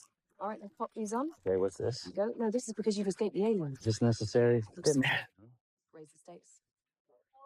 Kind of cool. It's like, how do you sell an actor into more ideas? yeah. Jesus, Ray, I told you to do it before I got it. Appreciate you, Tom. Thank you, Sam. Good. Okay, great. So you got this guy coming on your left. All right.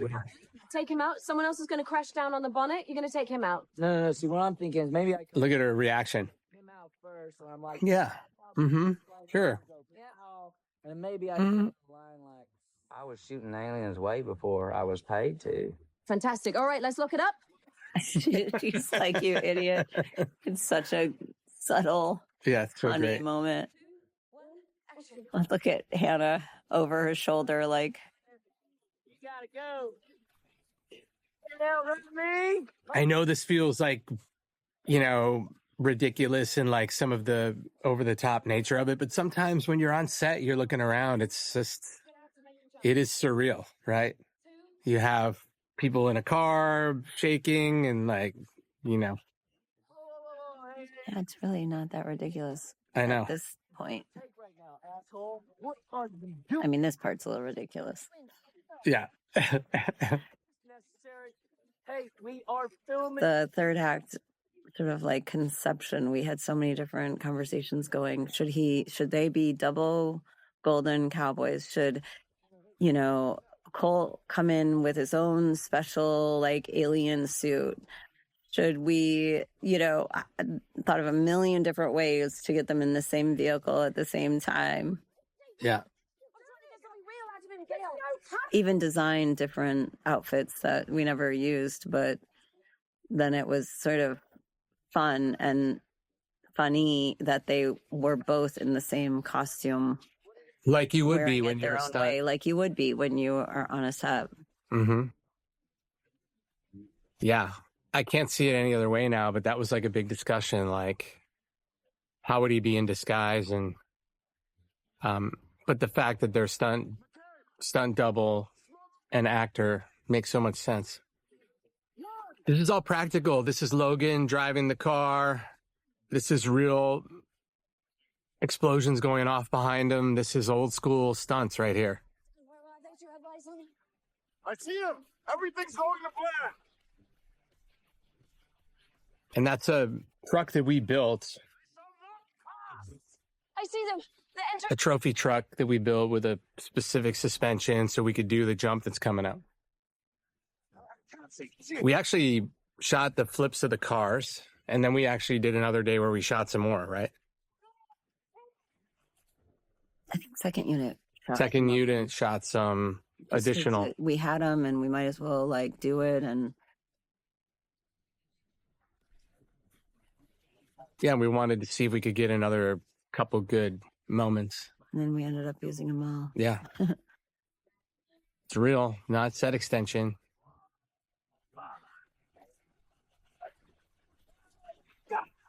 There's a lot of fun stuff in the alt takes with this too. Supposed to be dead. You blew up in 1,000 pieces. You ain't kaboom.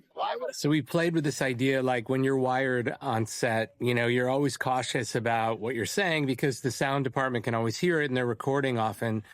And like, why don't we use that as like the main way to entrap him, you know? He's doing his own stuff. Everyone roll. Anchor. Check. Heli.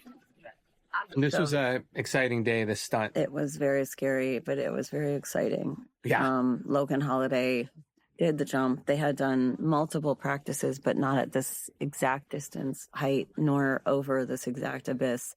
And it never looked like they had gone as far or as high as they were going to have to go on this one. The car's going 72 miles per hour. We only had one chance, and he felt like it was going a little slow, pressed the pedal a little bit harder than he thought, because just his gut said that he wasn't going as fast as he was used to. And it was a godsend that he felt that, because he might not have made the jump if he would have been going at the pace without that extra push. Yeah. But what's your real name? Tom Ryder. Did you get that, Tony? We got it. He confessed. You wearing a wire? Bro, you recording this? This is entrapment. You can't do that. No, it's not entrapment. Do it. Because you're wearing the wire. What else do we know? The ramp is 14 feet tall, 63 feet long, and the actual jump over the crevasse is 225 feet. And at the apex of the jump, he's at close to 80 feet in the air. That's real. That is real. And if you look right as he lands, You'll see a piece of the set you'll pop see a up. piece of the set pop up. And that is how close he was to not making it. Because that wasn't actually on land. That was the set. That was really a facade of a set. So he had to really even press the pedal and give it some gas in order to kind of overcome the set to get to land. It was closer than we knew at the time. Mm-hmm. And that's one of those stunts that you got to do right or else there's serious consequences. So we feel lucky to have such a genius of a driver to sort of know all those specifics and those nuances, or else it could have gone a different way. Mm-hmm. Okay. I told you I'd make the camera up to you. It was fantastic. And I think second unit did that role, didn't they? Yeah. So we did it as an overlap. They had a car flipper. And so you put the car on a flipper and basically a hydraulic thing and it rolls the car downhill, and had some dummies in the car for that one and then replaced them with some visual effects. And Can we call it a date? I mean, that's what it is, right? The plant payoff for the mouth guard here. Yeah. Using it and then having another moment where he's talking with it in. Yeah. I love this toxic masculinity. No, nothing like you. I don't want to be presumptuous, but let's call it spade a spade. That's why I gave you the job. Well, man, because you're so easily moldable, you know? Oh! This is a Gail Meyer production, not yours! Jean-Claude's going to come in one more time. Gail Meyer, named after Nick Meyer, my old boss. I don't know if you knew that or not. Yeah. I didn't know I that. actually really like very much. He's not a villain at all, but No, he's a sweet guy. yeah. This is always a fun moment for the audience, too, to see the stunt guys start to... Just going for it. Yeah. We just decided to do this on a second unit day for shits and giggles. But it's actually critical for the character component because, you know, Winston Duke's character and Dressler get their final moment. Fight. Mm-hmm. You're welcome. And people love watching Winston beat the shit out of that guy. He's so good. He's so good in action. He's so good. And people love his character. I think that was Ryan's choice to be jumping around like that, like he was semi-wounded. Yeah.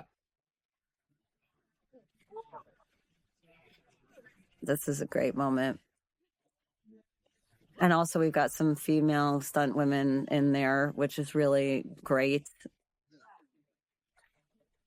And this is funny. Remember, we wanted her to be in a golf cart here, and she was, and Hannah was like, "I want to do some action. I want to be in that quad right there. That quad. Give me that."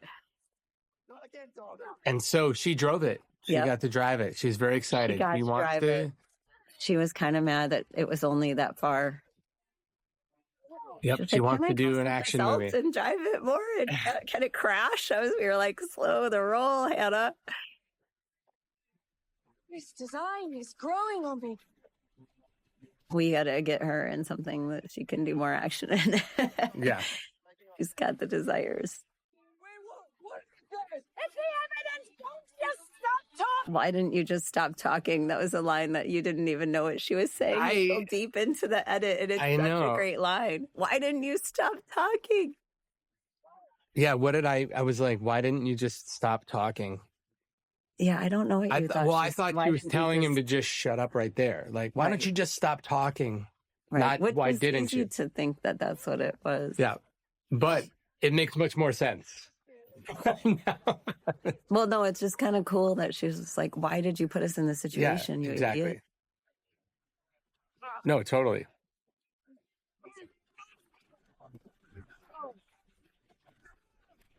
So, you know, the cool thing about Ben Knight, who plays Dressler, is that he is an action actor. And so we had a double for him who looked exactly like him, but we used him very little because Ben can do his own action incredibly well. And we were really lucky to have him. He's actually a comedian, too. Very funny guy. So funny. Maybe we could go to a beach somewhere.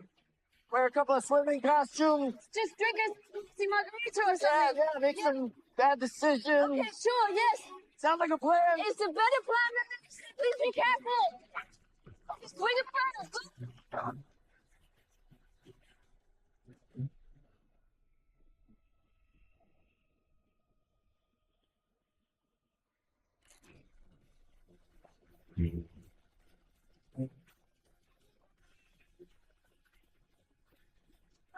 So all this wire stuff and swinging on the ultimate arm, all that was done in situ at the location on the set. Normally you might say, oh, we did that on a stage and put it in and comped it in.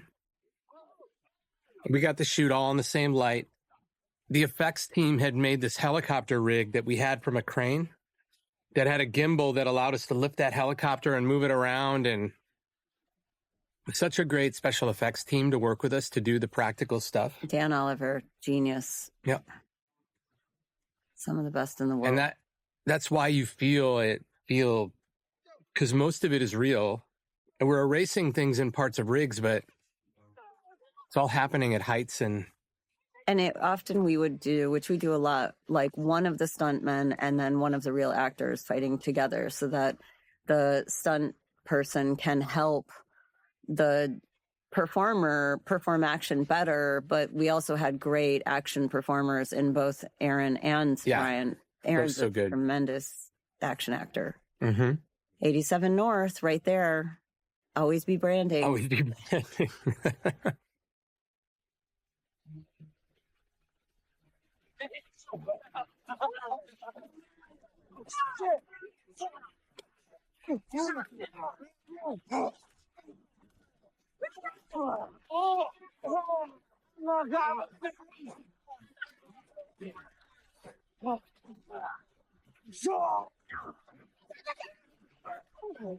So this high fall, Troy Brown is the stunt performer who's going to do the high fall. And his dad, Bob Brown, is a high fall legend. I think he holds the world record, 225 feet on fire from like the 90s. But this is a personal record for Troy here. And we had said that we would do it at 120 feet. But then the conditions were so perfect, and he begged us, could we please go to 150? And we said yes, because we wanted to make his dreams come true.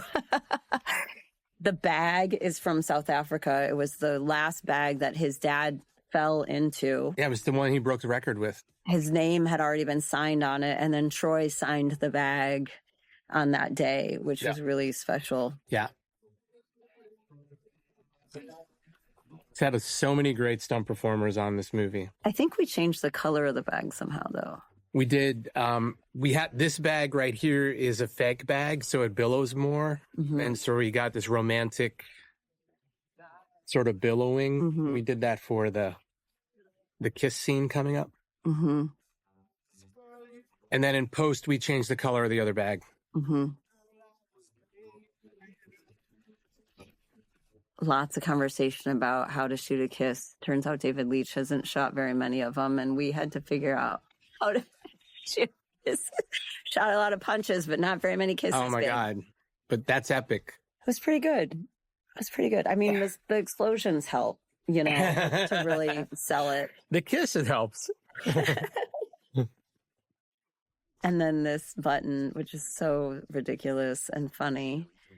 We didn't know who we were going to cast to replace Aaron Taylor Johnson's character for the longest time. No, there were a lot of conversations. And we realized that our friend Jason Momoa was in New Zealand and may be able to give us a day, and literally flew in the night before, shot the day, flew out the night of, in between a ton of stuff that he was shooting there. Yeah. And we felt so lucky to have him. And he came and we had so much fun in such a short period of time and shot crazy stuff like this, which wasn't even planned. It was just like this random day of shooting as much ridiculousness as possible with Jason Momoa. Yeah. Oh, can you imagine what a whole movie would be like with him? Oh, it'd be so Let's fun. do it. So fun with Jason. So fun.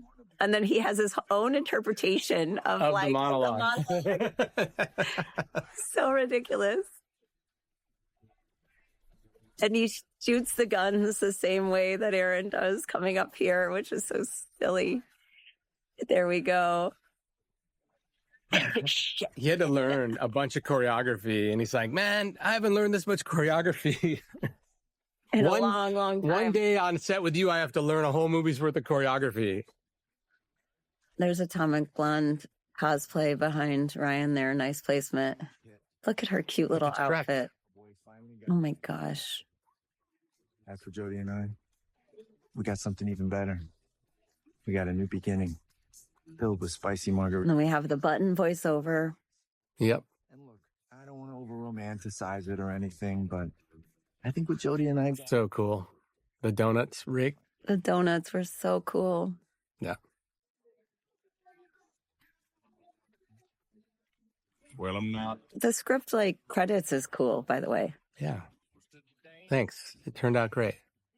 And then this is, was a desire of ours to do this, and actually super supported by the studio. Like, just the notion that, like, if this is about the people who do these things, like, and also when the actors do, let's show it. It's going to be so fun for the, you know, for the audience to see. And it turns out it's definitely a highlight and something unique to our movie for sure. Yeah, I mean, we It's saw it old because school. They used to do this in Jackie the 80s. movies and in the 80s, Burt Reynolds movies. Yeah. But I think, you know, because it's such a love letter to making movies, we wanted to just show how we made it and and a love letter to stunt people and see them actually doing it. That's the actual jump right there. Here you got Blake Shelton doing Blake the Shelton. redo of the song. So cool. He actually wanted to, as soon as he found out that we were doing the Fall Guy, he asked if he could remake the theme song, which was so cool. Yeah. Because we're huge fans of Blake's, unbeknownst to him, I think. Maybe he'll know after this. Maybe he'll know now. This is it called a Sidewinder here. Yes. Which is a really dangerous stunt. Logan was driving 50 miles per hour. Wasn't quite as we planned it, but it was so intense that we decided not to go again. Yeah, with the Sidewinder, you use the cars as like a brake. And what happens is you score the cars, and when you crash into them, it slows down the vehicle, but it usually sends it into a really funky spin. And that time, it just stuffed it. And so it was like it was a shock to everybody. I think because the truck is so heavy or something. Yeah. Here's the 8.5. It's pretty epic. Yeah. First time we shot this, it was 4.5. And somehow. Watch the wheel come up. Fred North. Almost hits Fred. I remember he had to yank up fast. Get out of the way, Fred. And look at that crash. And we're cheering before we know he's okay, which is not really what you're supposed to do. But we knew because of the way that it rolled that he was going to be okay. Yeah. But you're usually supposed to wait. We were just so excited for him. Now you get to see some of the special effects rigs. Like that's, you know. Working with Dan Oliver and Keir Beck really to create that rigging. Yeah. It's so big, but all one take. See these real effects on set, like. Try to do that as much as possible. There's the fire burn. God, look at that gel on that poor Ben. How to keep him safe. Yep. I think he burned like 20 times that day. No, There's a lot. He was set on fire a lot. Maybe 9, 10 times in one day, which is, and long burns, which is like part of that's the day. There we are, scared out of our minds, jumping like maniacs. Film first break the record for all stunt performance.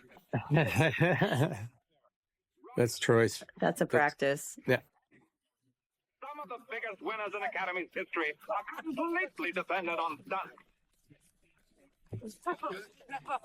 Crazily enough, Troy looks exactly like Ryan. Like, because you had to find a specialist. Yep.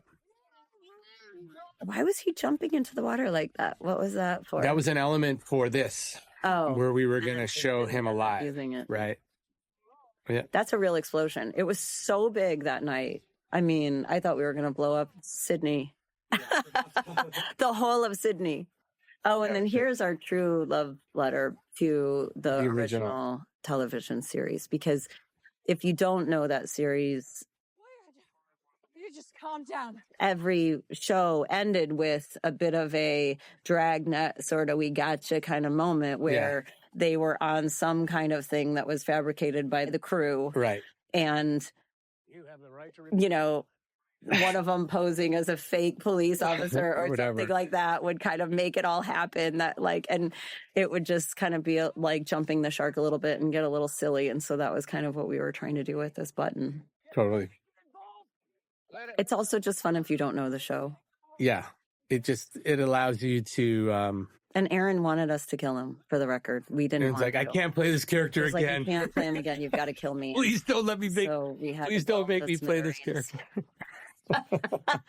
character. And of course, we have Lee and Heather, Yep. who flew in to Australia for a couple of days just to play with us all the way, just to be in the movie. It was so awesome. So great. They were so charming, and Lee is amazing. Yeah.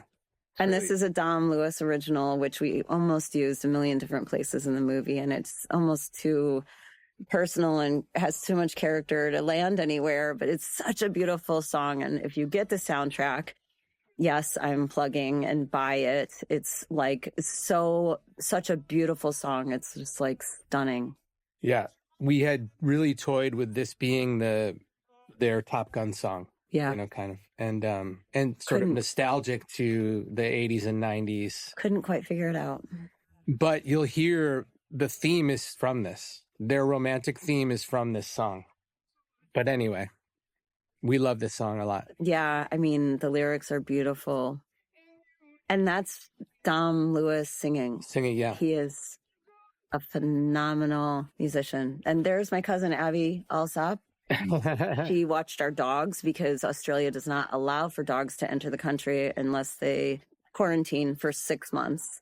So we did the whole movie without our dogs. And That was probably the hardest really thing. hard and sad. And Abby saved us by taking care of him for almost a year. Thanks. Thank you, Abby. And thank you, Universal. Yeah. And thank you guys Thank for sitting with us for a couple of hours. That was fun. So fun. Out of time.